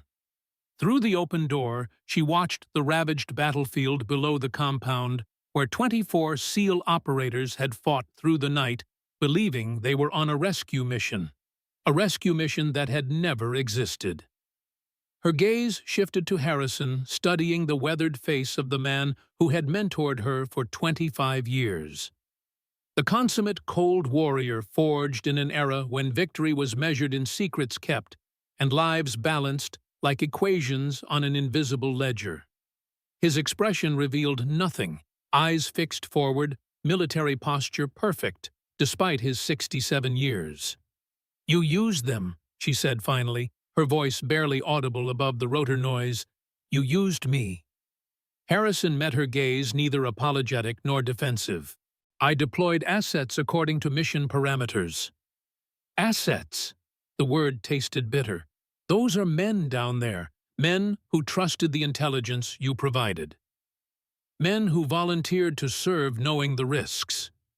His voice remained even. The device is secure. Volkov is eliminated. The mission was successful. At what cost? Harrison's gaze returned to the horizon. At whatever cost necessary. The radio crackled with updates from the second extraction team, 3 SEALs seriously wounded, including Lieutenant Commander Walker, who remained in critical condition. The others were battered but alive, being evacuated from what the official report would call an intelligence-gathering operation that encountered unexpected resistance. A sanitized lie to cover a calculated sacrifice. The helicopter banked sharply, beginning its descent toward Forward Operating Base Chapman. Below, medical teams waited on the tarmac, ready to receive the wounded. Another helicopter had already landed, disgorging the first wave of injured SEALs. Kate caught a glimpse of Reeves directing the evacuation, his uniform torn and bloodied, but his command presence undiminished. "He'll never forgive you," she said, nodding toward Reeves. "Neither will I." Something flickered across Harrison's face. Not regret, perhaps, but acknowledgement. Forgiveness was never part of the calculation. The helicopter touched down with a bone-jarring thud. Harrison immediately secured the nuclear device, summoning waiting CIA personnel with a brisk hand signal. Within moments, the reinforced case was transferred to an armored vehicle under heavy guard. Kate stepped onto the tarmac, the morning heat already building despite the early hour. Across the landing zone, her eyes met Reeves'. Even at a distance, she could see the mixture of relief, anger, and betrayal in his expression. He had pieced together enough to understand the broad strokes that his men had been sacrificed for a different objective entirely. Before she could move toward him, Harrison's hand closed around her upper arm. "Debrief, now, then medical check. The team will be attended to." His grip remained firm. "The operation isn't complete until all assets are secured and debriefed." She allowed herself to be guided toward the command bunker. Some confrontations were better held away from public view, and the reckoning that was coming would shake foundations built over decades. Inside the climate-controlled confines of the secure communications room, Harrison sealed the door and engaged privacy protocols. Surveillance cameras powered down, recording devices disconnected. Whatever happened next would exist only in their memories. Kate moved to the center of the room, her posture combat-ready despite her exhaustion. "Start talking. Everything. My father Volkov. The real purpose of this operation." Harrison studied her for a long moment, calculation evident in his eyes. Then he seemed to come to a decision. "Operation Watchmaker," he began, his voice taking on the cadence of formal briefing. "Initiated in 1991, after intelligence confirmed that 6 portable nuclear devices had gone missing during the Soviet Union's collapse. 5 were recovered through various means. The 6th remained unaccounted for until 3 months ago, when our assets intercepted communications from Yuri Volkov indicating he had obtained the device and intended to sell it to non-state actors for deployment against an American target. And my father's connection." Harrison moved to a secure terminal, entering a series of clearance codes. "Operation Kingbreaker Somalia, 1993. William Morgan led a 4-man team tasked with eliminating Volkov during an arms deal in Mogadishu. The intelligence was solid, the team was elite. Everything should have succeeded." The terminal displayed a classified file, William Morgan's final mission report, most of it heavily redacted, even at Harrison's clearance level. "What happened?" Kate asked, steeling herself for the truth she had sought for decades. Harrison turned to face her fully. "Volkov was more prepared than we anticipated. He had rigged explosives throughout the meeting site connected to a dead man's switch. William had Volkov in his sights, clean shot, guaranteed kill when he noticed the explosive setup. If Volkov died, everyone in the building would have been killed instantly, including the rest of William's team. Harrison's voice remained steady, but his eyes betrayed the weight of memory. Your father made a choice. Instead of taking the shot, he warned his team about the explosives. The transmission exposed his position. Volkov's security located him and opened fire. William was hit, but managed to provide covering fire while his team escaped. He died, ensuring their survival. Kate absorbed this emotions warring beneath her controlled exterior.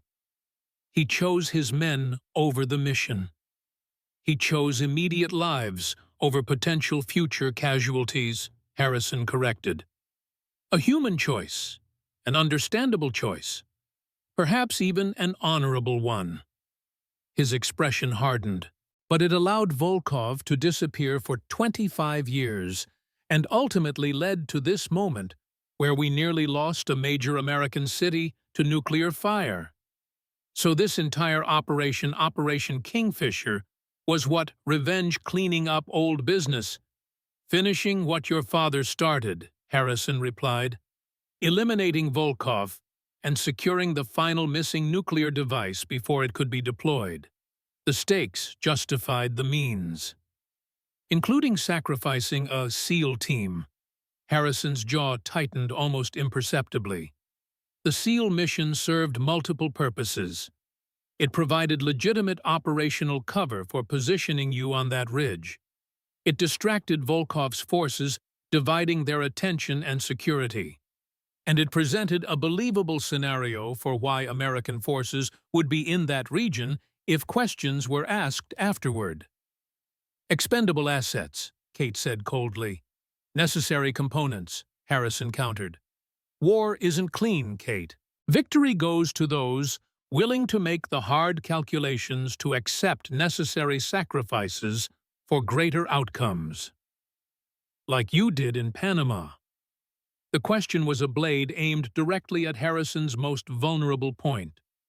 When you sacrificed your own son. For the first time, Harrison's composure cracked slightly. He turned away, his shoulders rigid with tension. When he spoke again, his voice carried an undertone she'd rarely heard from him, something close to pain. Michael knew the risks. Every operator does. The intelligence we recovered in Panama saved American lives, hundreds, perhaps thousands. That doesn't make his loss easier to bear. It simply makes it meaningful. Kate moved closer, forcing him to meet her gaze. And if I had died on that ridge, would my sacrifice have been equally meaningful? You were never meant to engage directly, Harrison said. Your position was secure, your role limited to observation and intelligence gathering. I was monitoring the situation from the adjacent ridge the entire time. You were watching me. The realization crystallized with sudden clarity. The entire operation. Protecting the asset I'd spent 25 years developing. No apology in his tone, only pragmatism. When Volkov appeared on that plateau with the device, when circumstances forced your hand, I intervened. To complete the mission my father couldn't, Harrison nodded once, to ensure William's sacrifice wasn't in vain. Before Kate could respond, the bunker door burst open. Captain Reeves stood in the threshold, his face a mask of controlled fury, flanked by two senior SEAL operators. Blood stained his uniform, dust and gunpowder etched into the lines of his weathered face. Colonel Harrison, he said, his voice dangerously calm. You and I need to have a conversation about what just happened to my men. Harrison straightened military-bearing automatic despite the tension. This is a classified debriefing, Captain.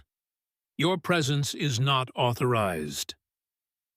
3 of my men are fighting for their lives in medical right now. Reeves replied, stepping fully into the room. Walker might not make it. And we just spent 8 hours in hell because of intelligence you knowingly falsified. So we're going to have this conversation Authorization be damned.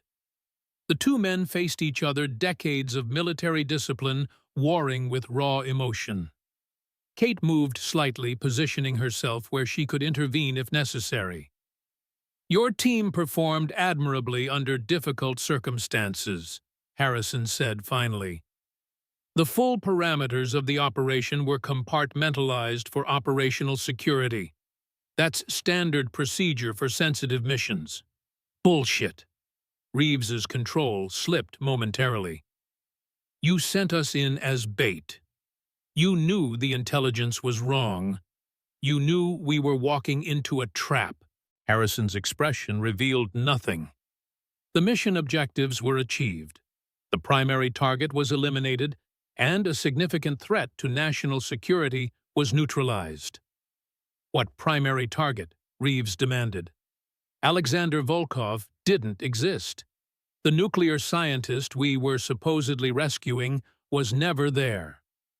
"Yuri Volkov," Kate interjected, drawing both men's attention. "Former KGB officer specializing in nuclear intelligence. He had obtained a portable Soviet-era nuclear device and was preparing to transfer it to terrorists for deployment in Manhattan." Reeves' eyes widened slightly as understanding dawned. "And this mission was really about stopping him. We were just the distraction." "Your team provided essential tactical support," Harrison said, his tone professionally neutral. "The full operational details were beyond your need to know." "Beyond my need." Reeves stepped forward, restraint visibly cracking. "Men died because of what you withheld. Men die in war, Captain." Harrison didn't flinch. "What matters is whether their sacrifice serves a purpose. Your team prevented a nuclear attack on American soil. I'd call that purpose enough." For a moment, it seemed Reeves might physically strike the older officer. Kate tensed, prepared to intervene. Then, with visible effort, Reeves mastered himself. "You'll answer for this," he said quietly. "Whatever game you've been playing, whatever shadow war you're fighting, it ends here. I'm filing a full report with Naval Special Warfare Command detailing every aspect of this operation. Your report will be classified above your pay grade before it reaches anyone who matters," Harrison replied. "This operation has authorization from levels you can't imagine. But file it if it makes you feel better." Reeves turned to Kate, his expression shifting from anger to something more complex. "And you, Morgan, where do you stand in all this?" Kate felt the weight of the question, the same one Harrison had manipulated her with for 25 years. This time, however, the choice was truly hers. "I stand with the truth," she said finally. "Whatever that costs, wherever it leads." Something like respect flickered in Reeves's eyes. He nodded once, then turned back to Harrison. "This isn't over, Colonel." "It never is, Captain." Harrison's voice carried the weariness of decades of such confrontations. "That's the nature of the war we've been fighting since before you were born. It doesn't end with victory parades or surrender ceremonies. It just shifts, evolves, continues." Reeves held his gaze for a long moment, then turned and left without another word, his men following. When the door closed, Harrison sighed deeply, the first genuine display of fatigue Kate had witnessed from him. "He'll cause problems," he said, more to himself than to her. "Good." Kate's voice was firm. "Problems are what happen when the truth starts breaking through." Harrison looked at her, something like regret crossing his features. "I never wanted to put you in this position, Kate, but there was no one else I could trust with something this critical. No one else with your skills, your background, your motivation." "My vendetta, you mean? The daughter avenging her father." "Your commitment to completing what he started," Harrison corrected. "William would be proud of what you accomplished today." "Would he?" Kate wasn't certain anymore. Or would he be horrified at the cost? Before Harrison could answer, his secure phone buzzed. He checked the display, his expression shifting instantly back to professional neutrality. The device is secure. CIA transport is preparing for immediate return to Langley. We leave in 30 minutes. And the SEAL team, the wounded, will receive the best medical care available and full honors for their service. He moved toward the door. This operation will be recorded as a successful intelligence gathering mission that encountered unexpected resistance. All details regarding Volkov and the nuclear device will remain classified at the highest level. More lies, Kate said tiredly. Operational security, Harrison countered. The world isn't ready to know how close we came to catastrophe, or how many other Volkovs are still out there planning similar attacks. He paused at the door, studying her with an expression she couldn't fully interpret. Take some time to process everything. Then meet me at the transport. We have debriefings at Langley, then you'll be returned to your official duty station. After he left, Kate remained motionless in the center of the room, the events of the past 24 hours washing over her in waves. Her father's true fate, Harrison's decades-long manipulation, the SEAL team's unwitting sacrifice, the nuclear threat they'd narrowly averted, and her own role in all of it, the weapon Harrison had spent 25 years crafting, aimed at a target chosen long before she understood the game being played. She had 30 minutes to decide what happened next. The medical bay hummed with subdued urgency, doctors and nurses moving efficiently between beds where injured SEALs received treatment. Kate slipped inside, nodding to the guards who recognized her from the mission briefings. Her eyes found Reeves seated beside Walker's bed. The lieutenant commander lay unconscious, his chest heavily bandaged, tubes and wires connecting him to multiple machines, monitoring his vital signs. Reeves sensed her presence without looking up. Collapsed lung-damaged heart valve. They're prepping him for evacuation to Germany. I'm sorry, Kate said the words, feeling inadequate. Are you? Reeves finally turned to face her. You knew, didn't you, before the mission? You knew it wasn't what Harrison briefed us on. I knew something wasn't right, she admitted. Harrison had been preparing me for something different than the official mission parameters. But I didn't know the full truth until I saw Volkov on that plateau.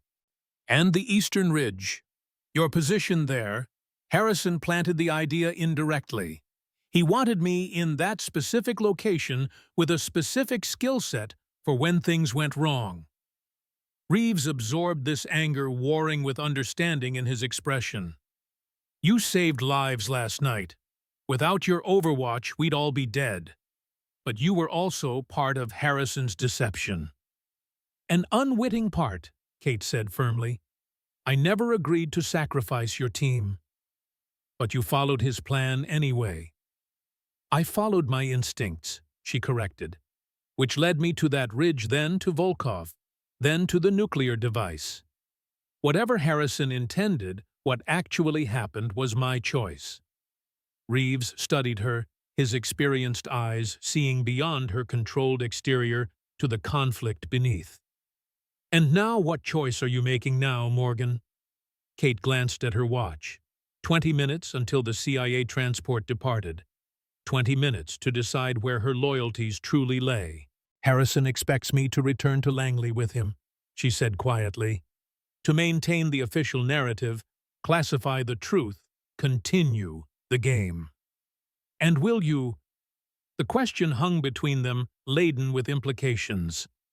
Kate looked around the room at the injured SEALs men who had fought through the night believing in a mission that had never existed, men who deserved better than to have their sacrifice buried in redacted files and classified lies. My father died warning his team about a threat, she said finally. He chose their lives over completing his mission. Harrison always saw that as weakness, as failure. But I'm beginning to think it was the opposite. It was strength, the courage to prioritize people over objectives, truth over convenience. Harrison won't see it that way. No, Kate agreed.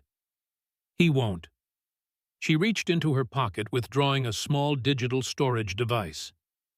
Before coming here, I accessed the secure terminal in the communications room, downloaded everything. The original files on my father's mission, Harrison's real operational plans for Kingfisher communications logs, everything I could find about Volkov and the missing nuclear device. Reeves's eyes widened slightly. That's treason, Morgan.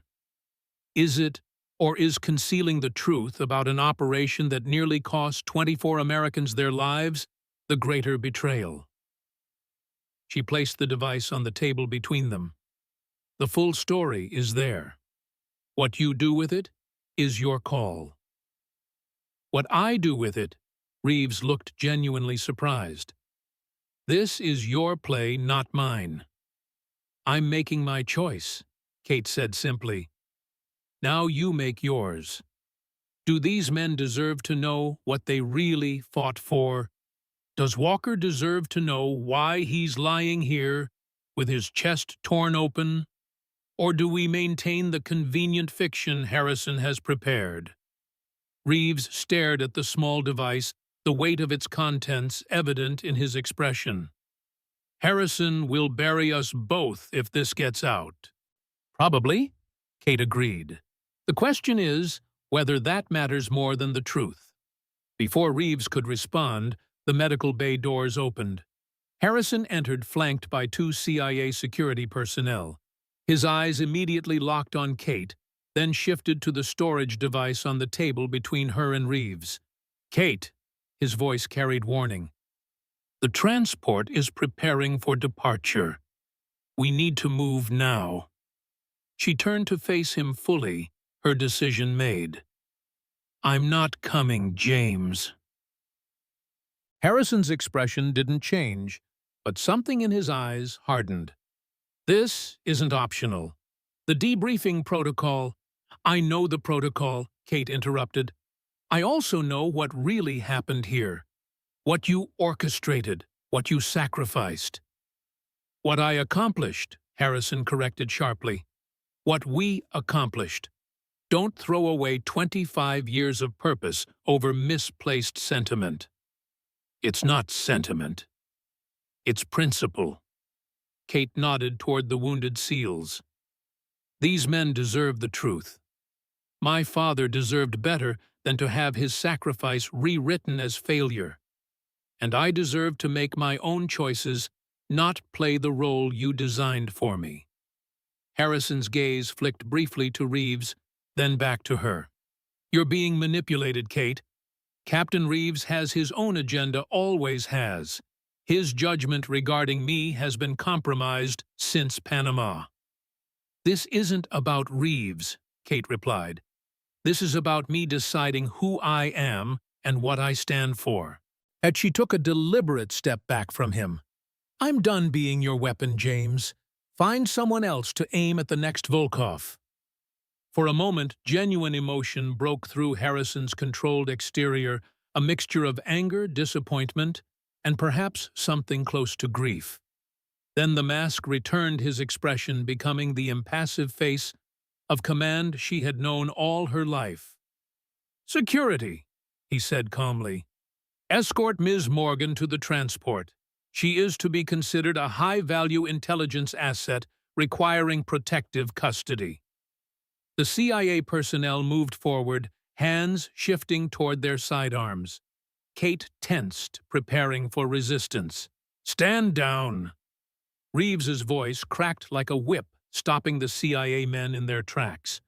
Behind him, every conscious SEAL in the medical bay had come to alertness, their collective focus a palpable force.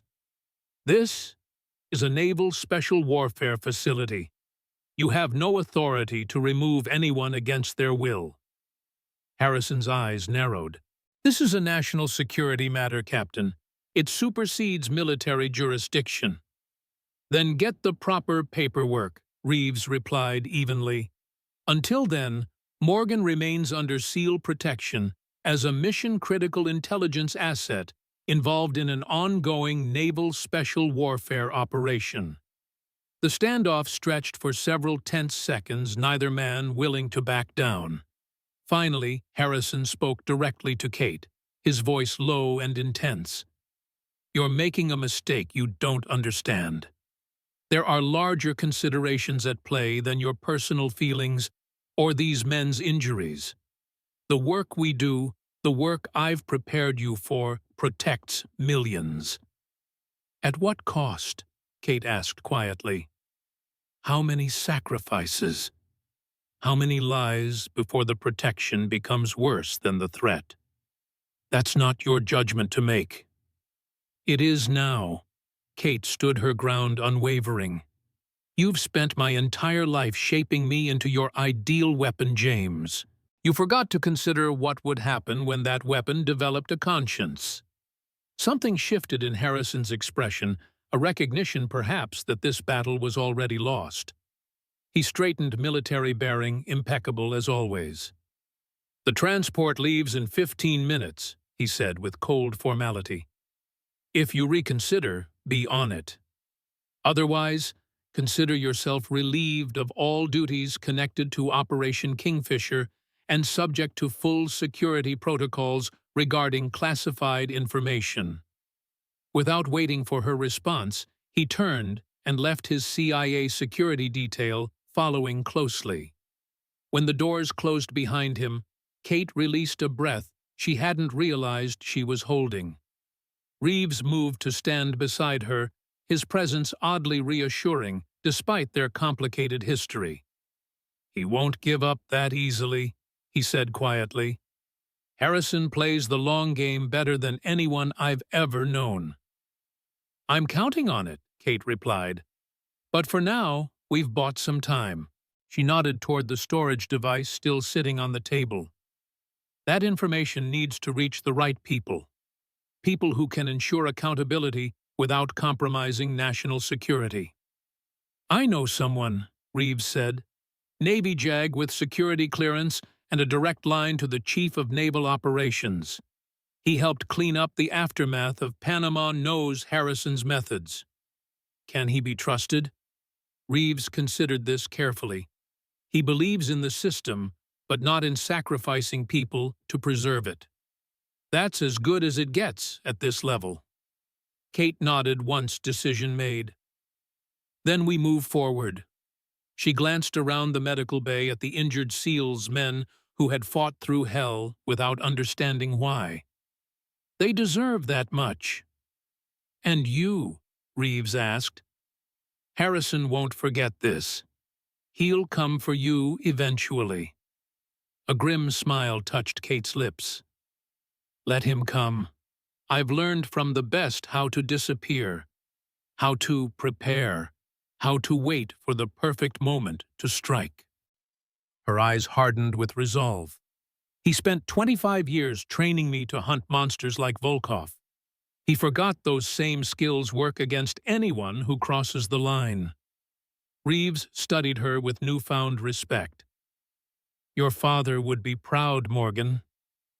"I hope so," she replied softly. "I really do." 6 months later, Arlington National Cemetery lay hushed under autumn skies, the late afternoon sun casting long shadows across endless rows of white headstones. Kate stood alone before a newly updated marker.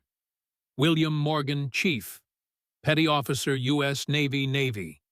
Crossy Operation Kingbreaker. He never left anyone behind. The Navy review had been comprehensive but discreet. Harrison's influence still reached far enough to ensure that the most sensitive aspects of Operation Kingfisher remained classified. But the truth about William Morgan's final mission had been restored, his sacrifice recognized not as failure, but as the highest expression of the SEAL ethos.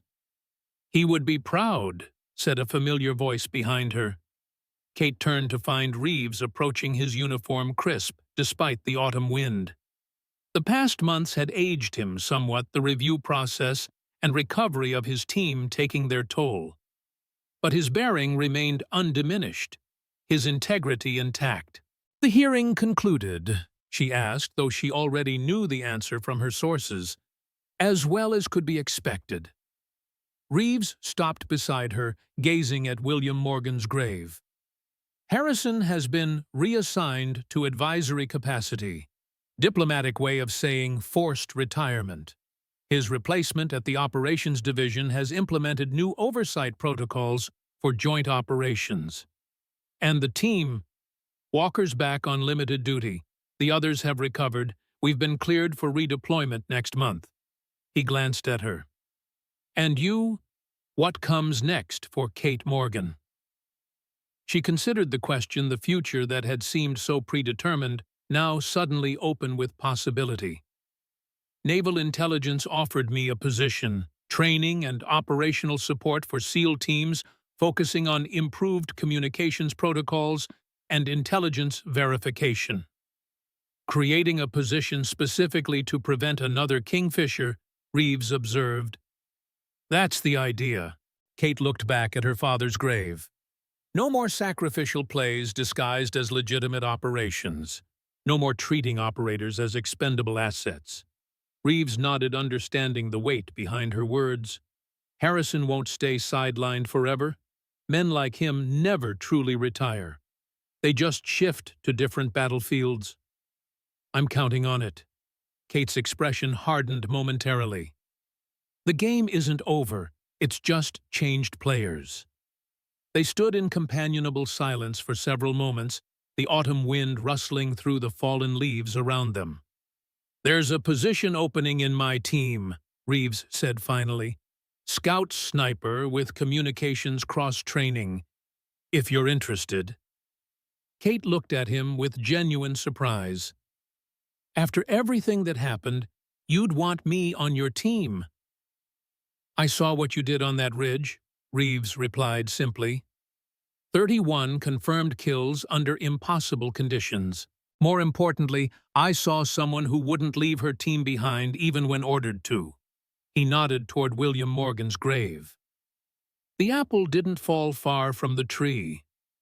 The offer was unexpected, but not unwelcome. Kate had spent her entire adult life preparing for a mission Harrison had designed. Now she had the opportunity to choose her own path, to honor her father's legacy in her own way. I'd need to maintain some independence, she said carefully. There are still threads from Kingfisher that need to be followed. Volkov wasn't working alone. Understood. Reeves extended his hand. Welcome to the team, Morgan. She took his hand, the handshake sealing more than just a professional arrangement.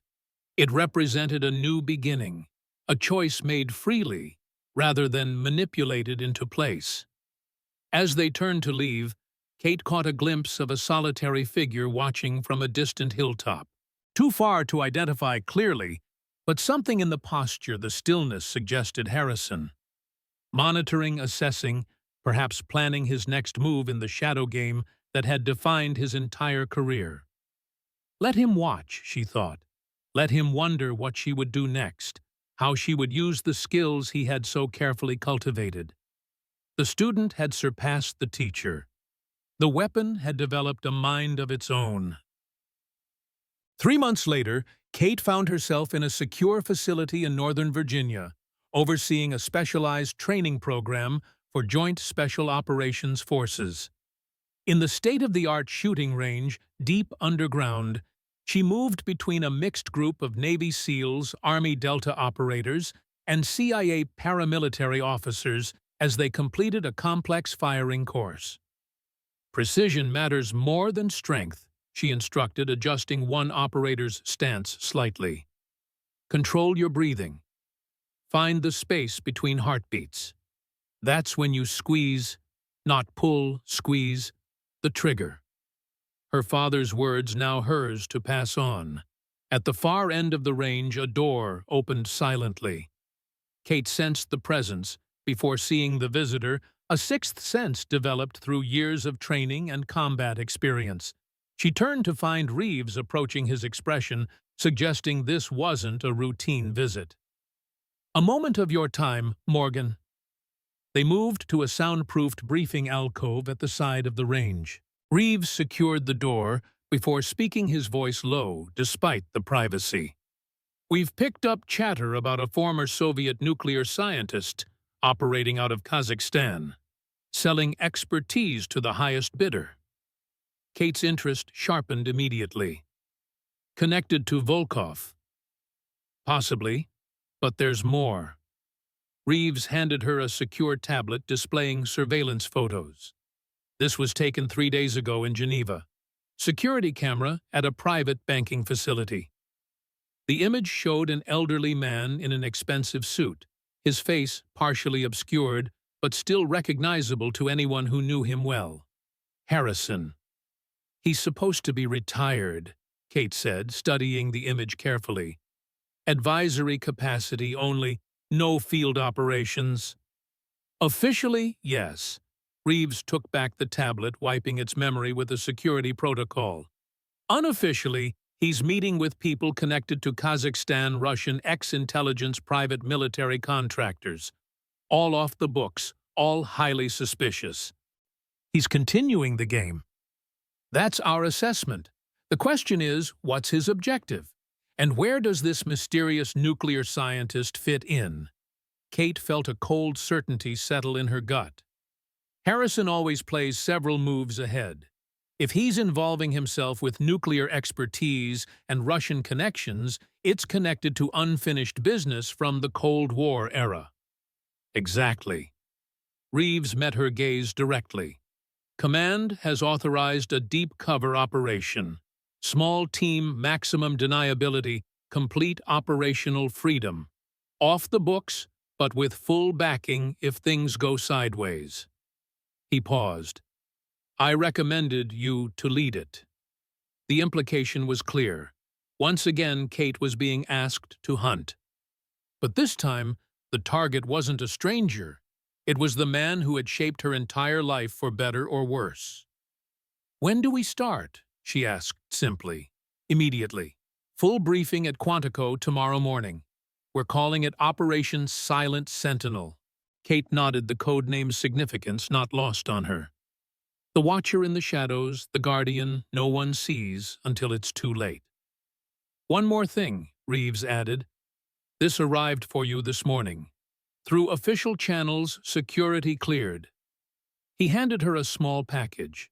Inside was a single item, her father's Navy SEAL trident mounted on a simple wooden plaque. Beneath it, an inscription on a brass plate. "To Kate Morgan, your father's daughter. The legacy continues." No signature was necessary. The message was clear enough. Harrison acknowledged her choice, respected her independence, perhaps even approved of the path she had chosen, even as he continued his own shadowy operations beyond official oversight. "He's testing me," Kate said quietly, tracing her finger over her father's trident. "Seeing which way I'll jump." "And which way will you?" Reeves asked. Kate placed the plaque carefully back in its box. "The only way I know how. With precision, with purpose, and with absolute commitment to the truth, whatever it costs, wherever it leads." As she said the words, she knew their full weight. Harrison had trained her to hunt monsters like Volkov, men who threatened innocent lives for ideology or profit.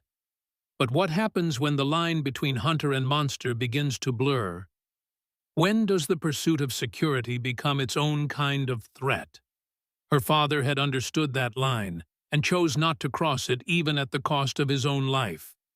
Now it was her turn to make that choice again and again, with each mission, with each decision. To be the guardian not just of American lives, but of the principles that made those lives worth protecting. Kate looked up, her eyes clear and determined. "Harrison taught me how to hunt. Now we'll see if the student has surpassed the teacher." In the days ahead, she would prepare to face the man who had been mentor, manipulator, and surrogate father, a confrontation decades in the making. But unlike her father's final mission in Somalia, Kate would not face this challenge alone. She had a team now, people who understood both the threat and the cost of countering it. As she left the shooting range that evening, Kate felt a sense of clarity she had never known before. The Eastern Ridge had been just the beginning of her true journey, not as Harrison's weapon, but as her father's daughter, the silent sentinel watching from the shadows, ready to protect both the innocent and the truth itself. The real climb, the ascent to her own destiny, free from manipulation and deception, was only now truly underway. And Kate Morgan was ready. The end.